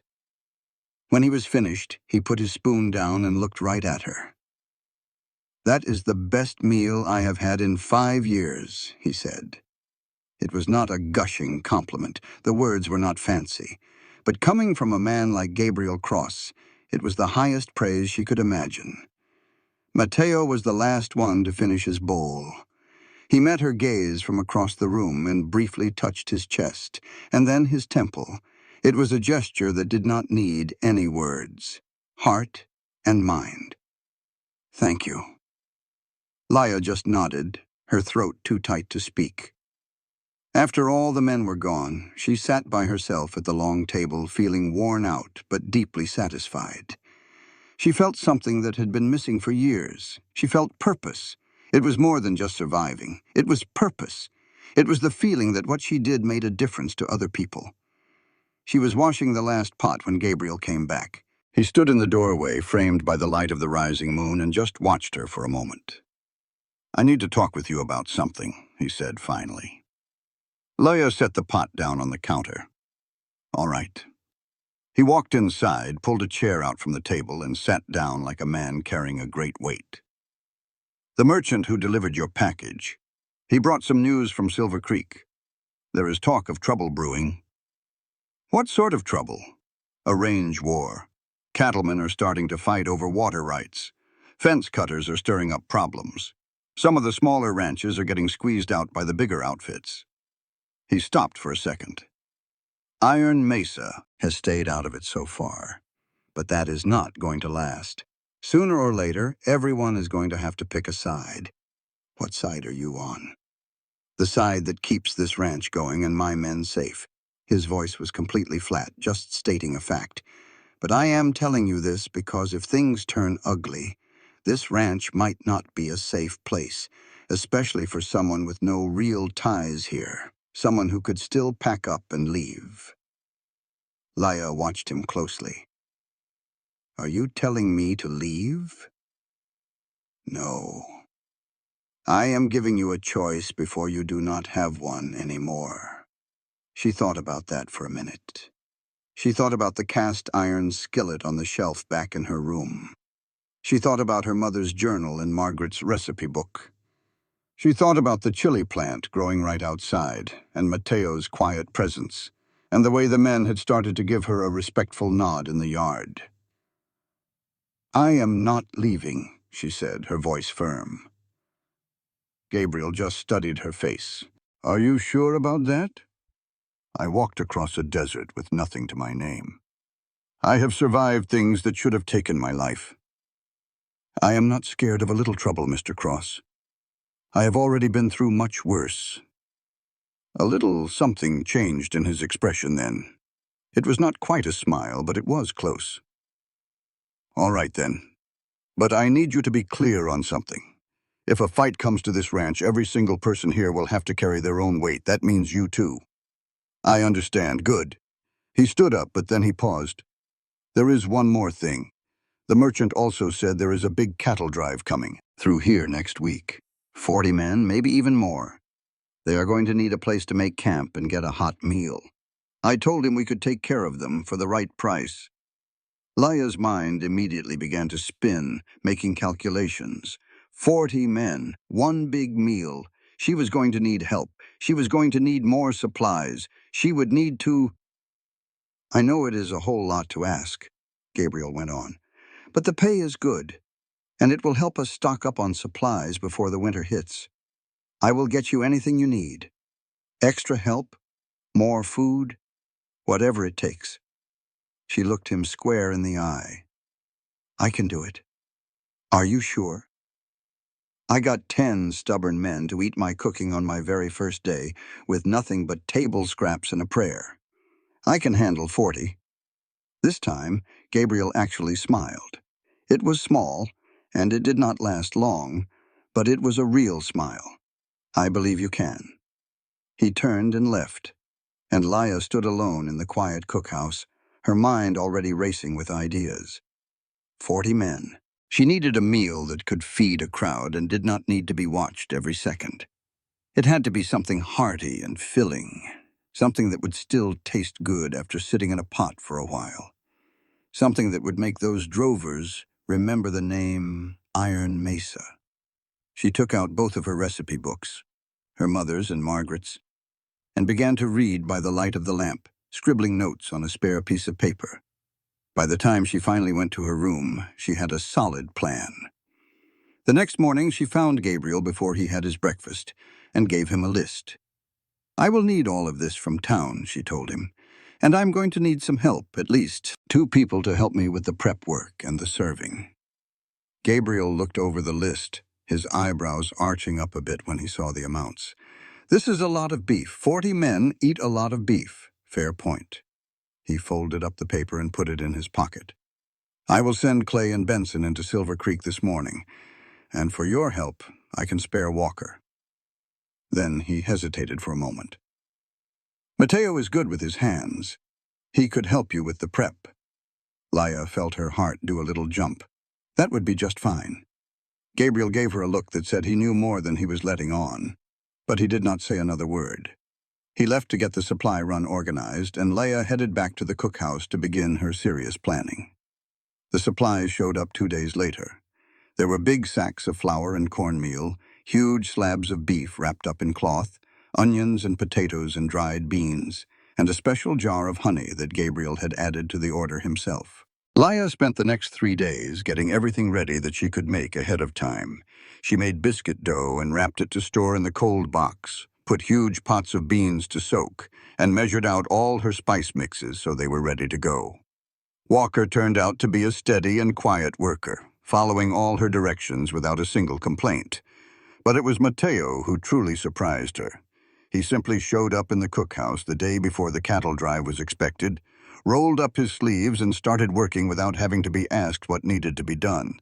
He peeled potatoes with fast, clean motions, his knife glinting in the light, flickering lamplight. His knife was a blur as he worked through the onions, each slice perfect from a lifetime of practice. Whenever she reached for a heavy pot or something on a high shelf, he was already there, anticipating her need. They moved together in a comfortable quiet, their actions falling into a natural, unspoken rhythm. At one point, their hands grazed as they both reached for the same utensil, and Mateo flinched back as if he'd been burned, his eyes full of apology. "It's okay," Laya assured him gently. He met her gaze for a long second before nodding and returning to his task. As the sun dipped below the horizon, They had prepared a feast large enough for the whole county. Laya stood in the center of the cookhouse, looking over all the simmering pots and loaded trays, a powerful sense of pride swelling inside her. "We did a good thing today," she remarked. Mateo took out his little notebook and scribbled, "You do a good thing every day." A warmth crept up Laya's neck and into her face. "You're just being nice." He shook his head and wrote again. "Not nice, just honest." Just then, Walker poked his head in the doorway. "The boss says those drovers are set to arrive by noon tomorrow. He wants to know if y'all are ready." "Tell him we are," Laya answered. She barely got a wink of sleep that night. She lay awake, running the entire plan through her head, searching for any little thing she might have overlooked. When sleep finally took her, she dreamed of her mother, standing over a stove, stirring a big pot with steady, careful strokes, her voice saying, "The magic ain't in the list of ingredients, Laya. It's in the heart you cook with." The cattle drive thundered in right on schedule at high noon. It was a long, dusty river of men, horses, and lowing cattle that filled the ranch yard with a kind of organized chaos. The trail boss, a wiry man with a salt and pepper beard and eyes like chips of blue ice, swung down from his horse and shook Gabriel's hand. "We're much obliged for the welcome, Cross," he said. "My boys are in sore need of a hot meal and a proper night's sleep before we make the last push to Billings." "You'll have both," Gabriel promised. "The cookhouse is waiting on you." The drovers got the herd settled in a holding pen, then formed a line outside the cookhouse, straight and quiet as men heading into church. Inside, Laya's heart hammered against her ribs as she gave Mateo and Walker a firm nod. "All right," she said. "Let's get these men fed." The food was honest and filling. A thick beef stew packed with vegetables, rich from the drippings she had painstakingly saved. Fluffy cornbread sweetened with honey and dripping with butter. And coffee strong enough to float a horseshoe. She dished it out in continuous rounds, making sure the pots stayed bubbling hot, and moved through the busy cookhouse like she was born to it. The cowboys ate like men who had been starved, which wasn't far from the truth after weeks on the trail with nothing but hardtack and dried meat. They were a quiet bunch, focused entirely on their plates, but she could hear the low rumbles of contentment and the steady clatter of spoons, scraping the last bits from their bowls, followed by quiet requests for more. The trail boss was the last one to eat, savoring every bite. And when he had finished, he sought out Laya by the stove. "Ma'am," he began, "I've been driving cattle for 20 years, and I can't say I've ever had a meal on the trail that good. You've got a true talent." "Thank you, sir," Laya replied, dabbing at the sweat on her brow. "Mr. Cross is a lucky man to have you." He gave a slight tip of his hat and walked back into the evening. And for the first time all day, Laya let out a long breath of pure relief. They had pulled it off. 40 hungry men had been fed, and there wasn't a single complaint to be heard. The cookhouse looked like a storm had passed through. There were mountains of dirty dishes, crusted pots and pans, and a map of muddy boot prints all over the floor. But they had done it. Mateo came to her side, carrying a basin of hot, soapy water and a cloth. He didn't offer to write a single word, he just started washing, and Laya fell in right beside him.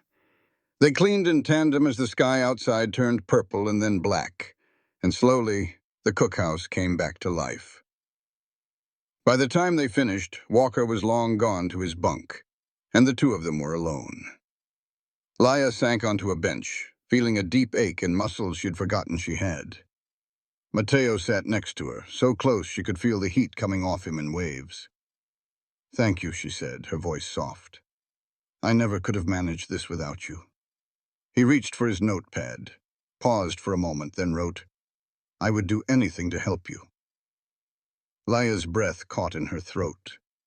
She looked at him into his deep, serious eyes, and she knew in her heart that he was not just talking about supper. "Mateo," she began, but the words wouldn't come. He reached out and let his fingertips brush against her knuckles, a touch as light as a moth's wing. Then he stood up and disappeared into the darkness, leaving her alone with a hammering heart and a mind that was spinning in circles. She sat there for a good long while, just trying to make sense of what had happened. Mateo had been a true friend from the moment she arrived, always helping without ever expecting a thing. But this felt like something else entirely, something running much deeper, and she had no idea what to do with it. The drovers were gone before sunrise the next morning. The trail boss pressed a thick wad of bills into Gabriel's palm, thanking him again for his generosity. Gabriel carefully counted the money and then handed a full half of it to Leia. "This is your share," he stated plainly. "You earned every cent." Leia just stared at the money in her hand. It was more than she had seen in one place in years, enough to restock everything, enough to put some aside, enough to feel safe for a while. "Thank you," she managed to say. "Don't thank me. You did the work." He paused for a moment. "Word of this is going to get around, about what we can do for these trail crews. We're likely to get more business." "I can handle it." "I know you can." He turned to go, but then stopped and looked back. "The men have been talking about how this place feels different since you came." "Changed how?" "It's starting to feel less like a place to work and more like a home." His voice was low, almost hesitant. "That is because of you." Before she could think of a reply, he was gone. Leia stood there in the quiet yard, clutching the money, and felt a tiny seed of hope beginning to sprout in her chest. But that fragile hope was violently shattered 3 nights later when she woke up choking on the smell of smoke. For a second she thought it was a nightmare, but then she heard the shouting, the sharp, panicked voices of men, and she shot out of bed, her heart pounding against her ribs like a drum. Fire! She pulled on her boots and burst outside. The stable was a roaring monster, with angry flames tearing through the roof and thick black smoke pouring into the starless sky. Men were scrambling out of the bunkhouse, some still fumbling with their shirts, all of them running toward the blaze. But they stopped short. They just stood there in a helpless cluster, staring at the inferno, waiting. They were waiting for Gabriel. Leia's eyes darted around the chaotic yard until she saw him. He was standing near the main house, his face ghostly white in the flickering light, his whole body frozen solid. He was staring at the fire with an expression of raw, paralyzing terror. He was not moving. He could not move. "The horses!" someone yelled in a broken voice. "They're still in there!" Leia did not hesitate. She took off toward the burning stable, her mind flashing with an image of Margaret running into a fire, of Gabriel, locked in place by his own past failures, and of the terrible speed with which flames could take everything away. "Miss Hart, no!" Clay lunged and grabbed her arm, trying to hold her back. She tore herself from his grasp. "Those horses will burn alive. The boss needs to—" "The boss can't." The words were ripped out of her, a raw and powerful fury. She spun around to face the men just standing there by the stable. "Do not just stand there gawking. Help me. We need water. We have got to get those doors busted open. We have got to move right now." For a long second, nobody made a move. Then Walker snatched up a bucket and took off for the well. Benson was right behind him. Clay paused for a moment before he joined them. Leia sprinted to the big stable doors, but the blistering heat forced her back.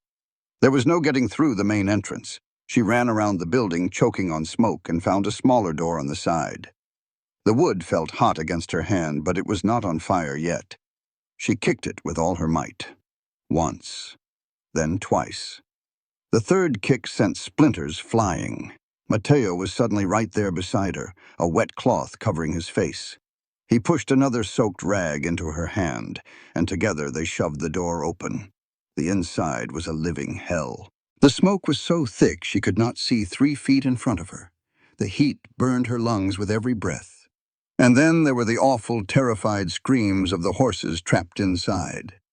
Mateo took her hand and yanked her forward, using his memory of the stable's layout to lead them through the chaos. The first stall held a bay gelding, its eyes wild as it kicked the walls. Mateo got the door unlatched while Leia managed to toss the wet cloth over the horse's eyes. The creature calmed down just enough for Mateo to guide it toward the way out. In the second stall was a mare with a white patch on her face. Laya's hands were trembling so badly she could barely get the latch undone. But she did, and she pulled that horse free. The third stall was empty. And the fourth stall. A young colt was backed into the far corner, terrified. The smoke was so heavy now, Leia could hardly draw a breath. She stumbled, her eyes going blurry, and then she felt Mateo's hand grab her shoulder, holding her steady. They managed to get the colt moving, but then a huge beam crashed down right behind them, sending up a shower of orange sparks.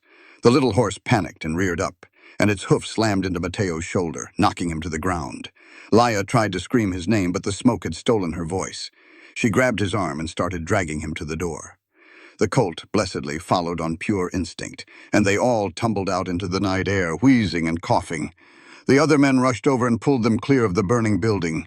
Somebody doused Mateo's shoulder with water where his shirt had started to smolder. Leia's knees gave out and she fell to the ground, her lungs on fire. She watched as the stable finally gave way, the roof caving in with a groan that sounded just like thunder. But the horses were okay. Every last one of them was standing in the yard, their coats shiny with sweat and covered in soot. But they were alive. Leia looked up and saw Gabriel. He was standing right where she had last seen him, with tears just pouring down his cheeks, looking absolutely shattered. She pushed herself up, feeling unsteady, and walked over to him. Her voice was just a rough whisper. "They are safe, all of them." Gabriel looked at her, and the shame in his eyes was so thick, you could almost feel it. I just could not move. I saw that fire, and it was like I was back there again, and I just could not. I know. Leia put a hand on his arm gently. But it is over now. The horses are all right. Your men are all right. That is what counts. He just shook his head. You could have died. Mateo could have been killed because I was too much of a coward to do anything. Her voice got a little stronger. That does not make you a coward. It makes you human. You lived through something awful, and it left a scar. But these men, they still need you. So you need to pull it together and be the boss they believe you are. Gabriel just stared at her.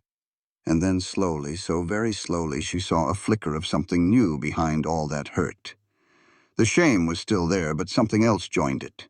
Maybe it was determination. Or maybe just realizing he could not afford to fall to pieces. He stood up straighter, wiped his face on his sleeve, and turned to his crew. "Is everyone all right?" His voice was scratchy, but it was firm. "Mateo's hurt, boss," Clay yelled. Gabriel walked quickly across the yard and knelt by Mateo, who was leaning against a fence post, his shoulder already starting to swell up. "How bad is it?" Mateo shook his head and tried to wave him away, but Gabriel would not have it. "Walker, you get him to the bunkhouse. Get that wound cleaned and wrapped. If it looks nasty, we will ride for the doctor in Silver Creek." He got to his feet and looked at the smoldering ruins of the stable, his jaw clenched tight. "We will rebuild. We will start making plans tomorrow. For tonight, I want everyone to get some rest. It has been a long night." The men started to drift away, bone-tired and shaken. Gabriel turned back to Leia. "You saved them," he said in a low voice. "The horses, and maybe this whole ranch. You did the one thing I could not do. I just did what had to be done. That is all. No, you did what I should have done." He paused for a moment. "Margaret ran into a fire to save some horses, and I have spent 5 years believing she was the brave one, and I was a failure. But watching you tonight, I finally understood something. It is not about being brave. It is about doing what needs doing, even when you are scared spitless. And you did that." All of a sudden, Leia's legs felt like they were made of jelly. The rush was gone, leaving her feeling empty and shaky. "I need to sit down." Gabriel grabbed her elbow to steady her. "Come on, let us get you inside." He walked her over to the cookhouse, his hand taking some of her weight. When they got to her little room, he lit the lamp for her and helped her sit on the edge of the cot. "You ought to get some sleep," he said. "So should you." "I do not reckon I can." He raked a hand through his hair. "Every time I shut my eyes, I see the flames. Both times, then and now." Leia looked up at him, at this man who had been carrying his guilt like a rock for 5 years, and she made up her mind. Then sit here with me for a spell, she said. You do not have to see it all by yourself. Gabriel thought about it for a second, then pulled a wooden crate closer and sat down. They sat there in the quiet, the smell of smoke still stuck to their clothes. They could hear the faint sounds of the men getting settled for the night through the thin walls. After a little while, Gabriel spoke up. Ruth was right about you. You really do make this place better. All I do is cook, Leah said. No, you do a whole lot more than just that. He looked her right in the eye. You make us remember there is still something here worth saving, something worth fighting for. Leah had no idea what to say to that, so she did not say a thing. She just sat with him in the yellow lamplight, each of them wrestling with their own ghosts, both of them still standing after everything. And she let the silence say what needed to be said. After a while, Gabriel left, and Leah laid down on the cot still in her clothes, just too worn out to do anything else. But sleep just would not come. Every time she closed her eyes, she saw fire and smoke and the scared eyes of the horses. She saw Mateo go down, saw the beam fall, and felt the fire scorching her own lungs. She was up before the sun, her body aching in ways she had never felt before. She started a fire in the cookhouse stove, purely out of habit. Her hands went through the motions, measuring out coffee, putting water on to boil, but her mind was a million miles away. The men showed up for breakfast looking worn out and empty-eyed. Nobody had gotten much sleep. They ate without saying much, the usual morning chatter gone, replaced by tiredness and the shared memory of what they had all been through.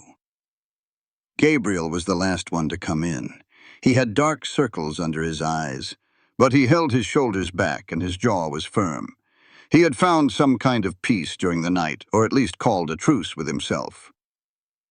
After you all eat, I need Clay and Benson to ride into Silver Creek for lumber and supplies, he said. We are starting on the new stable today. Walker, you will be in charge of the foundation. I want it done right this time. A stone base with proper drainage. This ranch has seen its last fire. The men all nodded, taking their assignments. Can somebody go check on Mateo? Gabriel asked. Make sure that shoulder is not any worse than it looked last night. I will do it, Leah said, her voice quiet. Gabriel glanced at her and looked like he was about to object, but then he just nodded. After you get done in here. She served the rest of breakfast and cleaned the kitchen like a machine, then she walked across the yard to the bunkhouse. The morning sun was already getting hot, promising another sweltering day. The wreckage of the stable was still smoking a little in the sunlight, looking like a black skeleton against the bright blue sky. She knocked on the bunkhouse door. Walker opened it, and his face lit up a bit when he saw her. Here for Mateo? He asked. How is he doing? He is hurting, but he will not say so. You know how he is. She sure did. Leah stepped into the long, dim room lined with cots. Most of the men were already out working, but Mateo was sitting on his bunk toward the back without a shirt on. His left shoulder was wrapped up in a clean cloth that already had some blood seeping through. He looked up as she got closer, and a whole mix of feelings flickered in his eyes. Relief, shame, thankfulness, pain. Let me have a look, Leah said, sitting down next to him. He paused, then shifted just enough so she could see the bandage. She unwrapped it gently, and her stomach clenched at what she saw underneath. The hoof had caught him at a bad angle, leaving a deep gash across his shoulder and down toward his collarbone. Someone, probably Walker, had cleaned it and stitched it up, but it was a deep, nasty-looking thing. This needs a real doctor, she said. Gabriel is sending for one. Mateo shook his head hard and grabbed his notepad with his good hand. He scribbled, No doctor will heal. You do not know that. It could get infected. He wrote again, Have had worse. She looked at his face and saw the pure stubbornness there. She recognized it because it was the same kind she had in herself. Well, at least let me bandage it up right. And you are not working today. He started to write a protest, but she stopped him with a look that would have made her own mother proud. That is not a suggestion, Mateo. You pulled those horses out. You pulled me out. Now, you're going to let me look after you." The hard look in his eyes softened just a bit. He put down the notepad and gave a small nod. Leia went to work, carefully cleaning the wound again with whiskey that made him suck air through his teeth. Then she applied a poultice she learned from her mother, using herbs and honey to keep the wound clean. She wound fresh bandages around his shoulder with gentle fingers, trying to ignore the warmth of his skin or the shift in his breathing. When she finished, she sat back. "Now you keep that clean and dry, and you have to change the bandages twice a day. If it starts to look angry, you tell somebody. Promise me." He picked up his notepad and scribbled, "I promise. Thank you." After a moment, he wrote again and held it up for her to see. "You were mighty brave last night." "So were you. I was not scared." "Yes, you were. I could tell. But you went and did it anyway." A lump formed in Isla's throat. "How could you tell I was scared?" He wrote, "Your hands were shaking, but you never stopped." She glanced down at her own hands, still showing the small burns and cuts from the night before. "My mother always said that courage is not about being fearless. It is about being scared to death and doing what needs to be done regardless." Mateo reached out and covered her hand with his, not shy this time, but with purpose. His palm was warm and rough, and when she looked into his eyes, she saw something that made her heart skip a beat. "Mateo," she breathed. He pulled his hand back and wrote furiously, "I know this is not the right time, but I have to tell you that you mean more to me than I have the words to say." Isla felt the air leave her lungs. She wanted to say he meant the world to her too, that his quiet gifts and his solid presence had become an anchor for her, that the idea of him getting hurt had scared her more than the fire itself. But before she could get the words out, the bunkhouse door creaked open and Clay poked his head inside. "Miss Hart, the boss man is asking for you up at the main house." The spell was broken. Isla stood, smoothing her skirt with hands that had a little shake to them. "You get some rest," she told Mateo. "I will come check on you later." She hurried out before he could write anything else, her heart pounding and her thoughts all jumbled up. Gabriel was waiting on the porch of the big house, holding a large envelope.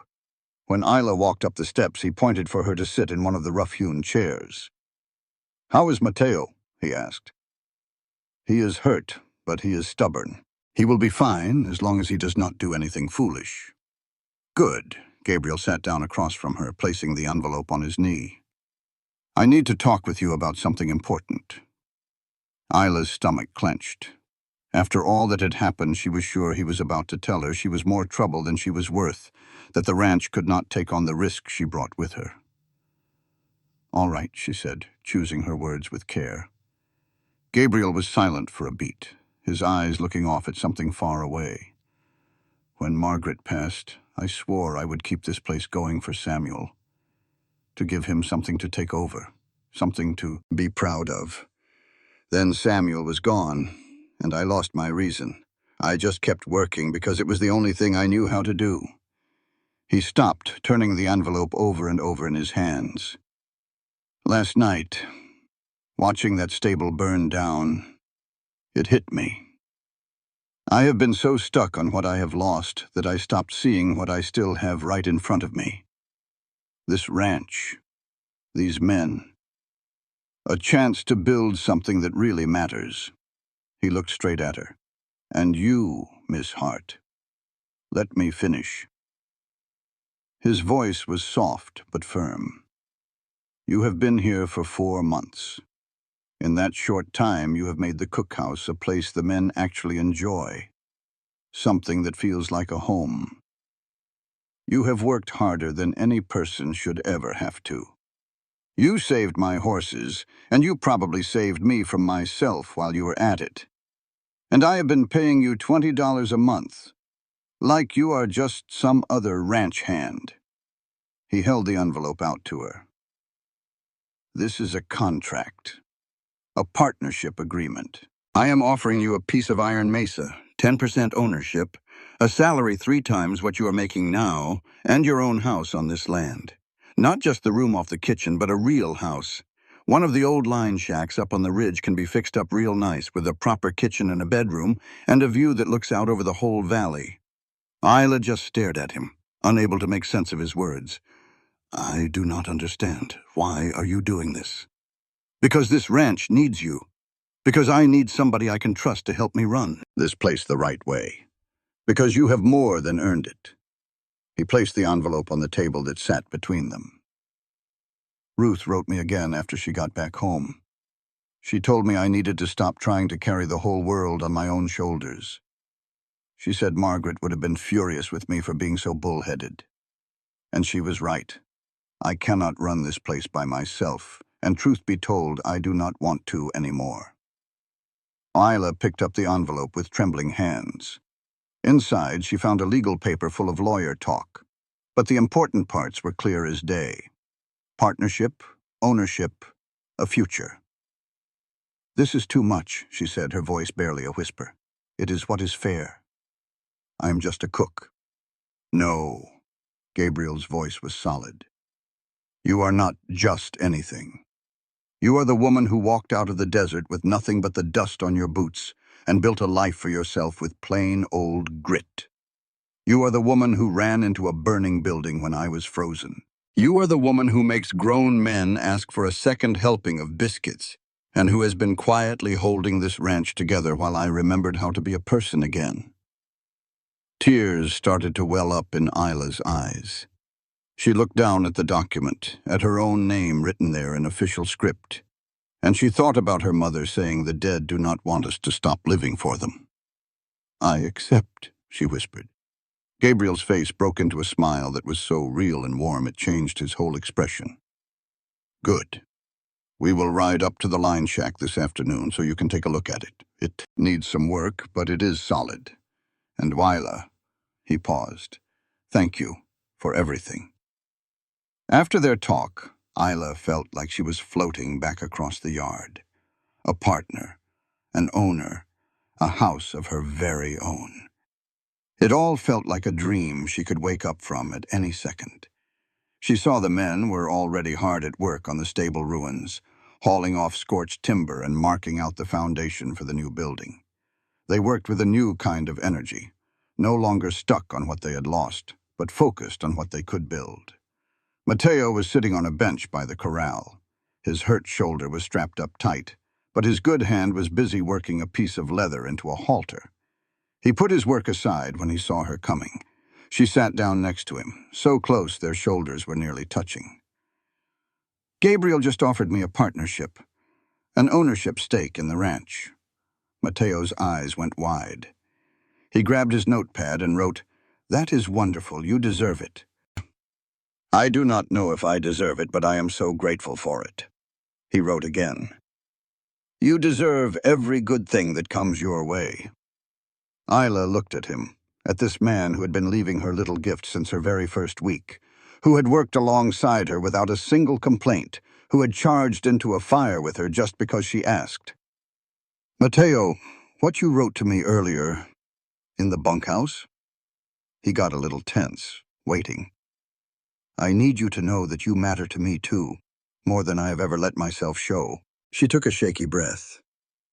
"I have spent so much time just trying to survive that I think I forgot how it feels to actually care for someone, to want someone to be safe and happy. But that is how I feel about you." Mateo's hand found hers, and their fingers laced together like they were always meant to. When he looked at her, his eyes were full of a joy so pure it was breathtaking. He reached for his notepad with his free hand and wrote, "May I have your permission to court you properly?"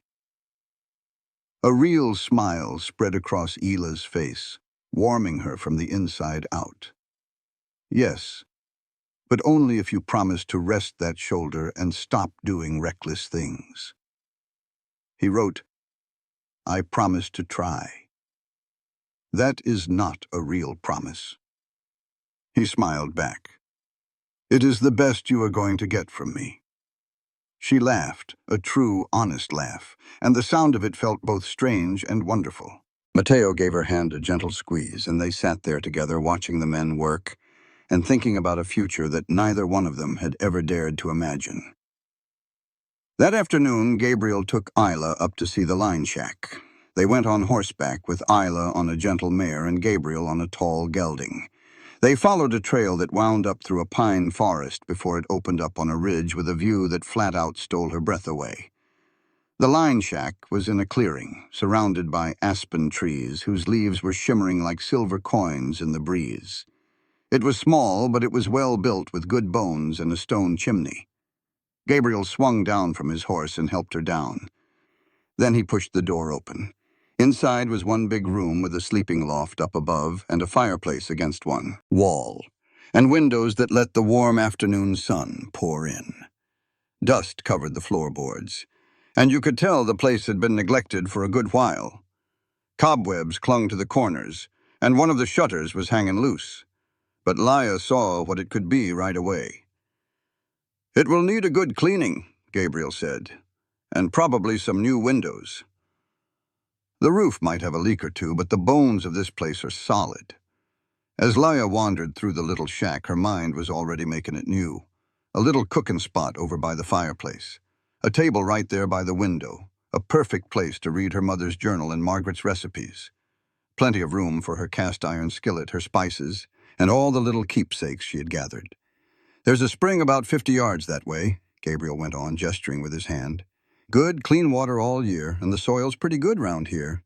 You could easily start a little garden if you've a mind to. Grow some vegetables, some herbs, whatever you might need." "It is just perfect," Laya whispered. Gabriel cracked a smile. "I had a feeling you would take to it. I will get the boys started on it next week, soon as they've got the stables coming along. Ought to have it ready for you before the leaves turn."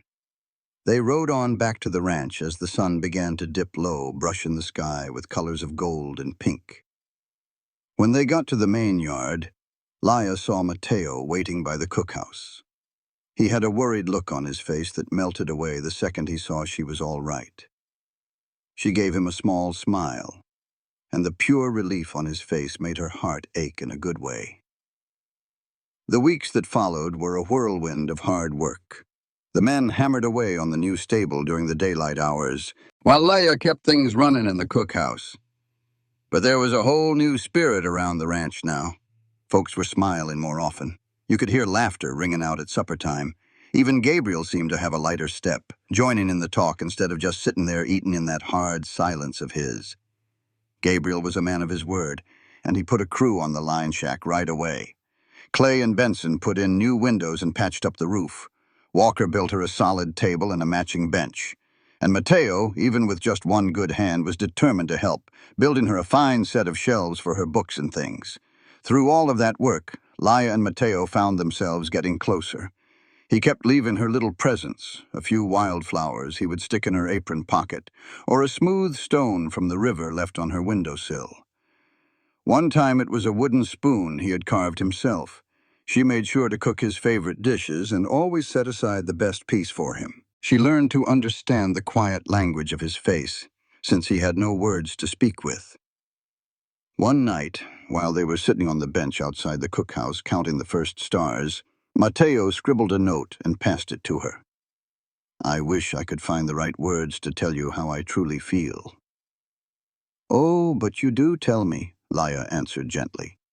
"Every single day, just not with your voice." "It's not the same, though." "Maybe it is not," she agreed, "but it is more than enough for me." She reached over and took his hand. "You show me you care in everything you do. That means more than a whole dictionary of fancy words." He just looked at her for a long, quiet moment. Then he leaned in and gently touched his lips to her forehead. It was a quiet and respectful kiss, and it said everything his voice could not. Leia closed her eyes and just soaked in the feeling of it all. She felt safe and cared for, and for the first time she felt like she had found a place she could finally call home. By the middle of September, the new stable and the line shack were both finished. The stable was built to last, with stone footings that fire could not touch. The horses were back in their proper stalls, and Gabriel had even bought 2 new mares to build up the herd again. And the line shack, which was now Lia's little house, looked like a brand new place. The new windows let the sunshine pour right in. The chimney on the fireplace drew smoke up and out just right. On the new shelves sat her mother's journal right next to Margaret's book of recipes, along with the leather pouch of spices that had seen her across the desert. Her trusty cast-iron skillet was hanging in a place of honor by the stove. The day she made it her own for good, just about everyone on the ranch pitched in to help her move. The men hauled her few belongings up the path for her: the little cot, the wooden crate, and a travel trunk that Gabriel had given her. Mateo carried the little chili plant, which was doing real well now, in a bigger pot and placed it next to the door to catch the morning sun. Gabriel was the last to show up, and he was carrying something wrapped up in a piece of canvas. He put it on her new table and unwrapped it with care. It was a wooden sign, and carved into it were the simple words, "Leah Hart, partner, Iron Mesa Ranch." "Figure this belongs on your door," he said. Lia's eyes started to water. "Thank you for all of this. Thank you for sticking around, for fighting for this ranch when I did not have the strength to." Gabriel looked over at the men gathered around. "I think we all know things got mighty dark around here for a spell, but they are not dark now, and we owe the light to you." Clay cleared his throat. "The boss is not wrong. You turned this place back into somewhere a man would want to put down roots." "And your biscuits are something else," Benson chimed in, which got a laugh from everyone. Everyone stayed for supper, the very first meal Lia cooked in her new home. She had made a big pot of stew and a fresh batch of cornbread that morning, knowing this day was coming.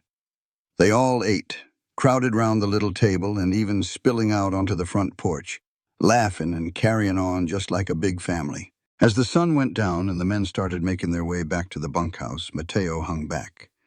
He helped Leia with the dishes, moving about her kitchen like he had been doing it for years. When everything was put away, he took out his notepad and wrote, "Would you rather I stay a while, or do you want some time to yourself?" Leia looked at this man who had come to mean so much to her, who had helped her carve out this home, and she knew exactly what she wanted. "Stay," she told him. "Please stay." They sat out on the porch together as the sky grew dark and the stars came out, like 1,000 diamonds scattered across black velvet. Mateo put his good arm around her shoulders, and Lia leaned into his warmth. She felt a peacefulness she had not known in longer than she could remember. "I never dreamed I would have any of this," she murmured. "A real home, folks who look out for me, a chance at a future." Mateo picked up his notepad, and in the faint moonlight he wrote, "And I never thought I would meet anyone like you." "Mateo, what was it that happened to you? What took your voice?" He sat still for so long that Lia figured he was not going to answer. But then he began to write, filling page after page with his story, handing them to her as he finished each one. "I grew up in Mexico, in a little village up in the mountains. I had a family, a mother, a father, and 2 sisters. We did not have much, just a small farm, but the land was good and we were happy. Then the raiders came. They stole everything we had, and they killed my father, my mother, and my sisters." He stopped for a moment, his pencil shaking in his hand. "I tried to fight them. They beat me near to death and left me where I fell. When I finally came to, my throat had been crushed. I could not make a single sound. I could not speak. I could not even scream. I buried my family and just started walking north. I had no idea where I was headed. I only knew I could not stay there. That is how Gabriel found me 2 years back, out on the road, half-starved and not far from death's door. He brought me here. He gave me work, and he gave me a reason to keep on living. And then you showed up, and you gave me a reason to hope again." Tears streamed down Lia's face and fell onto the pages, making the ink run.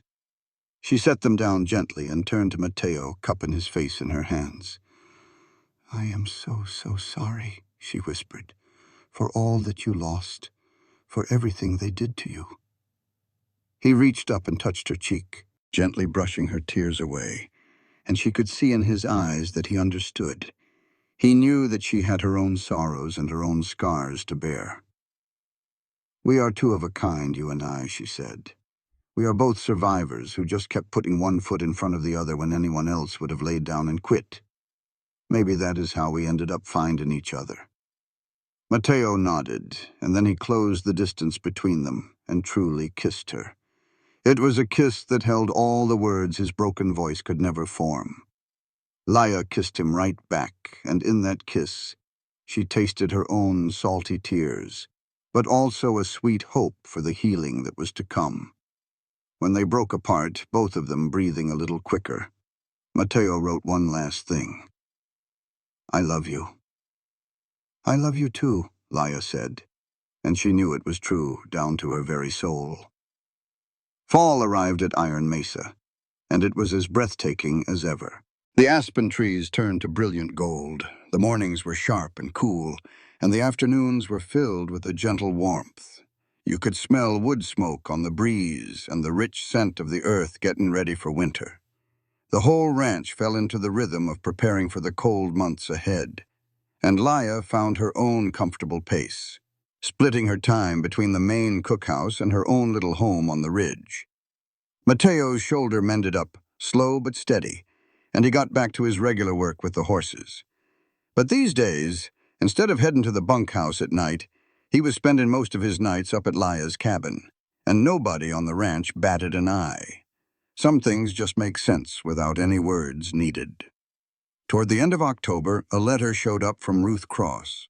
Gabriel read it first down at the main house, then he brought it up the trail to share with Laia. "She is aiming to come for another visit," he told Laia, "for Thanksgiving. She says she is keen to see all the work we have done on the ranch." "And?" Laia asked, feeling like there was another shoe about to drop. A small smile played on Gabriel's lips. "And she says she is mighty interested in meeting the woman who has been sending her letters about how I'm getting on. Seems you two have been writing back and forth." Laia could feel a blush creeping up her neck. "She sent me a letter after she went home, asking after you. I just wrote her back. It just felt like the right thing to do, to let her know you were all right." "The right thing, huh?" Gabriel shook his head, but there was a warm look in his eyes. "Sounds more like you and my aunt have been scheming together." "Not scheming," Laia corrected. "Just sharing news." "Well, either way, she will be here for Thanksgiving. You think you are up to cooking a feast like that?" "I can handle anything," Laia said. And it was not bragging. It was a fact she had earned the hard way. Ruth Cross showed up on a chilly November morning, her carriage clattering into the yard with all the authority you would expect. But the moment she stepped down and laid eyes on Gabriel waiting for her, the hard set of her face softened right up. "Nephew," she said, pulling him into a hug, "you are looking good." "I am feeling good," Gabriel replied. And it was the honest truth. The ghost that had been in his eyes for so long was finally gone, and in its place was a look of calm and peace. Ruth then turned her attention to Laia, who had come down to welcome her. "Miss Hart? Or is it Partner Hart now?" "Laia is just fine, ma'am." "In that case, you had best call me Ruth." She took both of Laia's hands in her own and gave them a gentle, firm squeeze. "I appreciate the letters and the updates and for watching over him when I was away." "He mostly looks after himself these days," Laia replied. "All I do is the cooking. You do a whole lot more than just that, and we both know it." Ruth surveyed the grounds, her eyes lingering on the new stable, the men working with purpose, and the new spirit that filled the air. "This whole ranch feels alive again. And that is because of you." Thanksgiving dinner was a massive undertaking that took 2 whole days to get ready. Laia worked out of her own kitchen in the main cookhouse with Matteo and a few of the hands pitching in. They cooked up 3 turkeys, baked pies with dried apples, and the last of the berries from summer, whipped up stuffing seasoned with sage right from the garden, and made enough fixings to feed 20 people. The meal was laid out in the main house on a long table pieced together with extra boards and draped in mismatched tablecloths. Gabriel took his place at the head of the table with Ruth seated next to him. Laia and Mateo sat side by side, his hand finding hers beneath the table.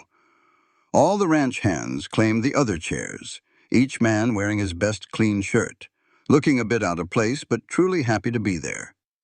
Before anyone took a bite, Gabriel pushed his chair back and stood up.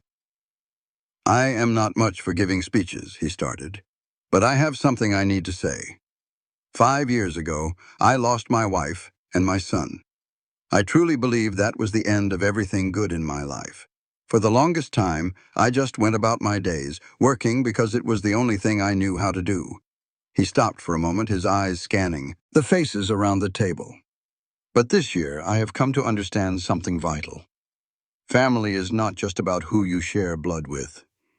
It is about the folks you choose to have in your corner. The ones who work alongside you, who believe in you, and who flat out refuse to let you give up on yourself." His gaze finally came to rest on Laia. "Some of y'all came to this place needing a job. Others came because you had nowhere else on earth to go. But you all stayed because this place started to feel like home. And that is thanks to the woman who wandered out of the desert with nothing but a skillet and a will to survive, and somehow built all this." Leia felt a wave of tears coming and quickly blinked them away. Gabriel held up his glass. "To family, to new beginnings, and to the people who rescue us when we least deserve it." "To family," the room echoed. And then the feast began. They ate for what felt like hours, the talk flowing freely, broken up by bursts of laughter, and the easy quiet that comes from knowing people well.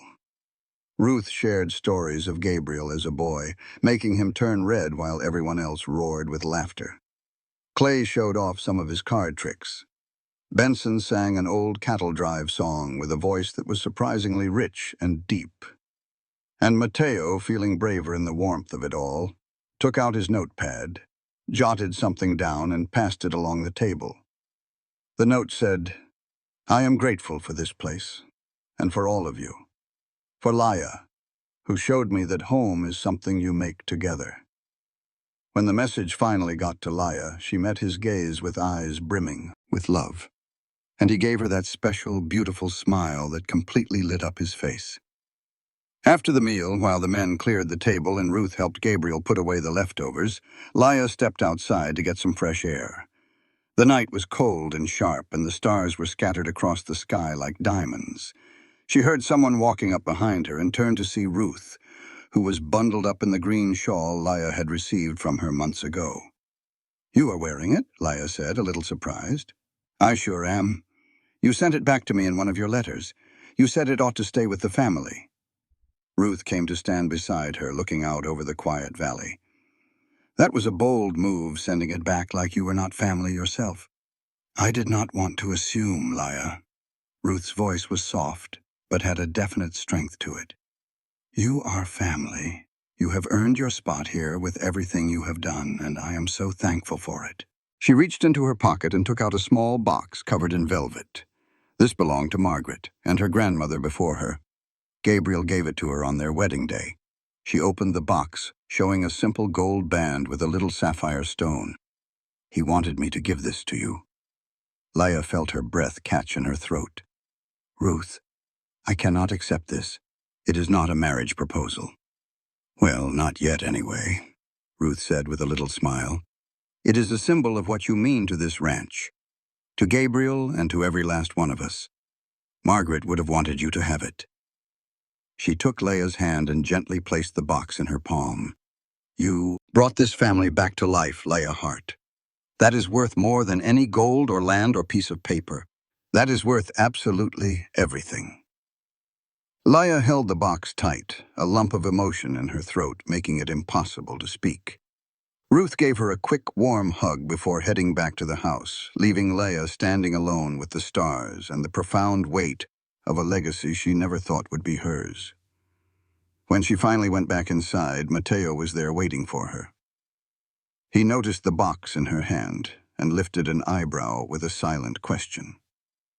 Leia opened it to show him the ring.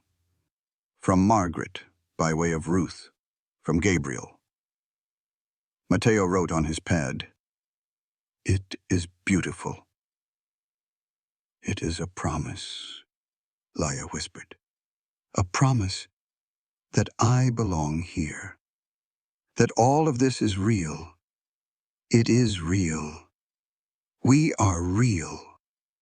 She slid the ring onto the fourth finger of her right hand.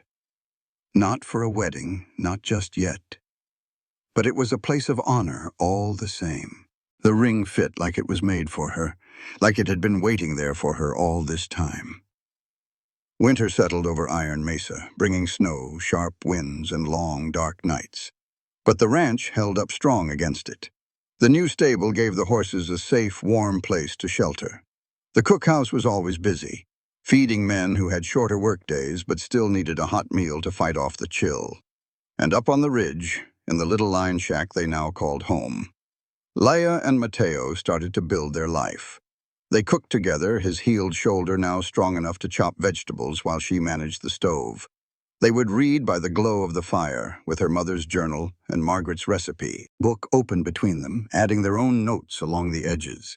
They even planted seeds in small pots on the windowsill, getting ready for the garden they planned to grow together come spring. On Christmas Eve, Gabriel and Ruth trekked up to the house with the whole ranch crew in tow. They all squeezed in for a meal that Leia had taken days to prepare. The small house was filled to the brim, buzzing with warmth, laughter, and the delicious smells of roasted meat and baking bread. After supper, when folks were starting to get sleepy or think about heading home, Gabriel took Leia to the side. "I have something I want to give you," he said, passing her an envelope. She opened it and found a deed. It was not for a piece of the ranch. She already had that. This deed was for the line shack itself, and the 20 acres of land around it, all signed over completely in her name. "It is all yours," Gabriel told her, "entirely.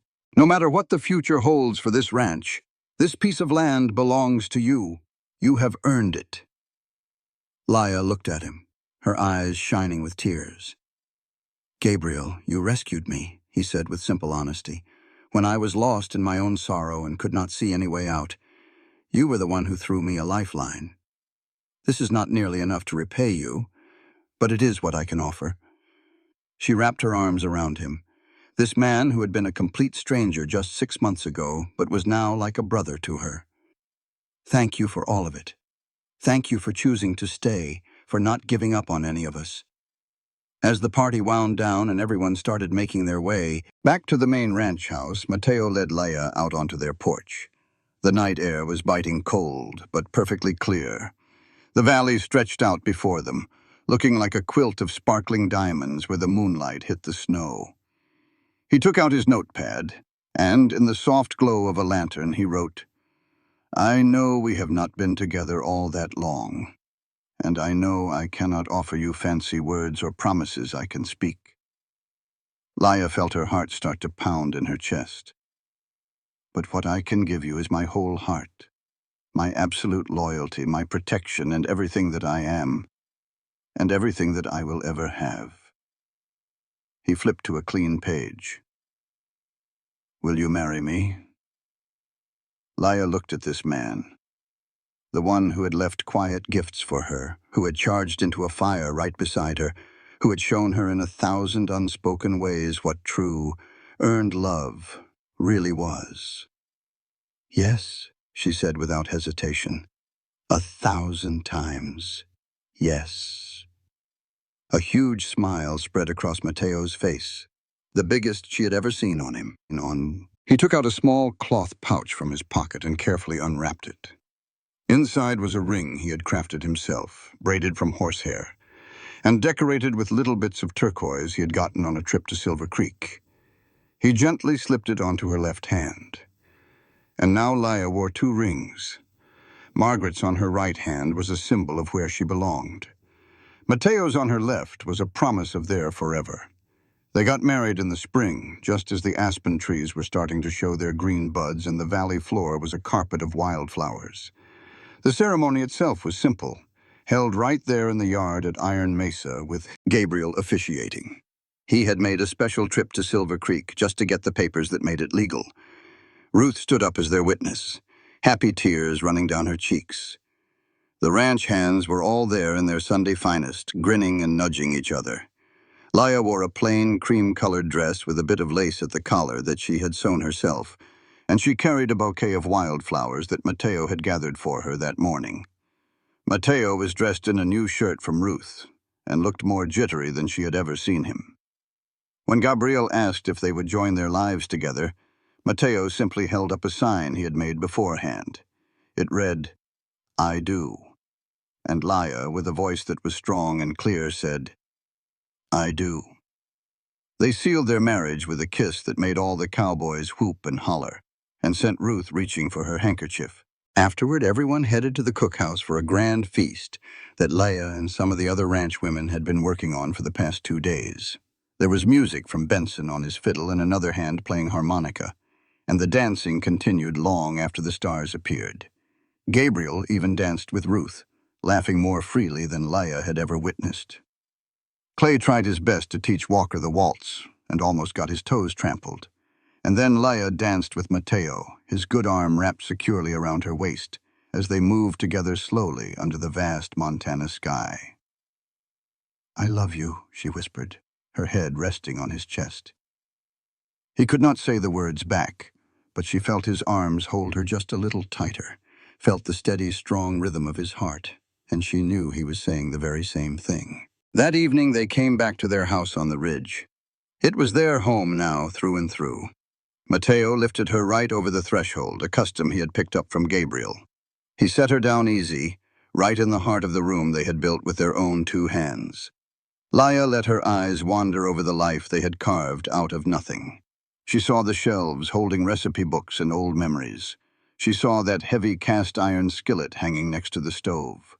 She saw the chili plant by the door, all grown up and full of peppers. Out in the garden, the seeds they had sown were just starting to poke their heads up from the dirt. She could not help but think about the woman she was just 6 months back, starving, lost, and dragging herself across that desert with nothing but that skillet and a prayer to her name. Her mind went to her mother, and to Margaret, and all the women who came before them. They had taught her with their recipes and their wisdom that just surviving was not the point. You had to build a life worth surviving for. And it hit her right then. She had done just that. She took all her sorrow and her fear, and that old iron skillet, and she had built herself a home. She had found a family. In a place that seemed to have forgotten what love even was, she had found it. She had survived. And then she finally learned how to truly live. Mateo reached out and gently touched her cheek. His eyes asked if she was okay without saying a word. Laya just smiled and kissed him, and in that one kiss, she could taste their whole future together. She thought of all the meals they had made in that kitchen, all the peaceful nights, all the troubles they had stared down and conquered together. "I am more than all right," she told him. "I am home." And right there, in their little house on the ridge at Iron Mesa Ranch, with her husband's arms wrapped around her and the sweet smell of the garden coming through the open window, Laya Hart finally understood what her mother had meant all those years ago. The real secret was never in the recipe itself. It was in the care you poured into making it. It was in the love you built, piece by piece. One meal, one kind gesture, one single choice at a time. It was about refusing to quit, even when quitting felt like the only choice you had left.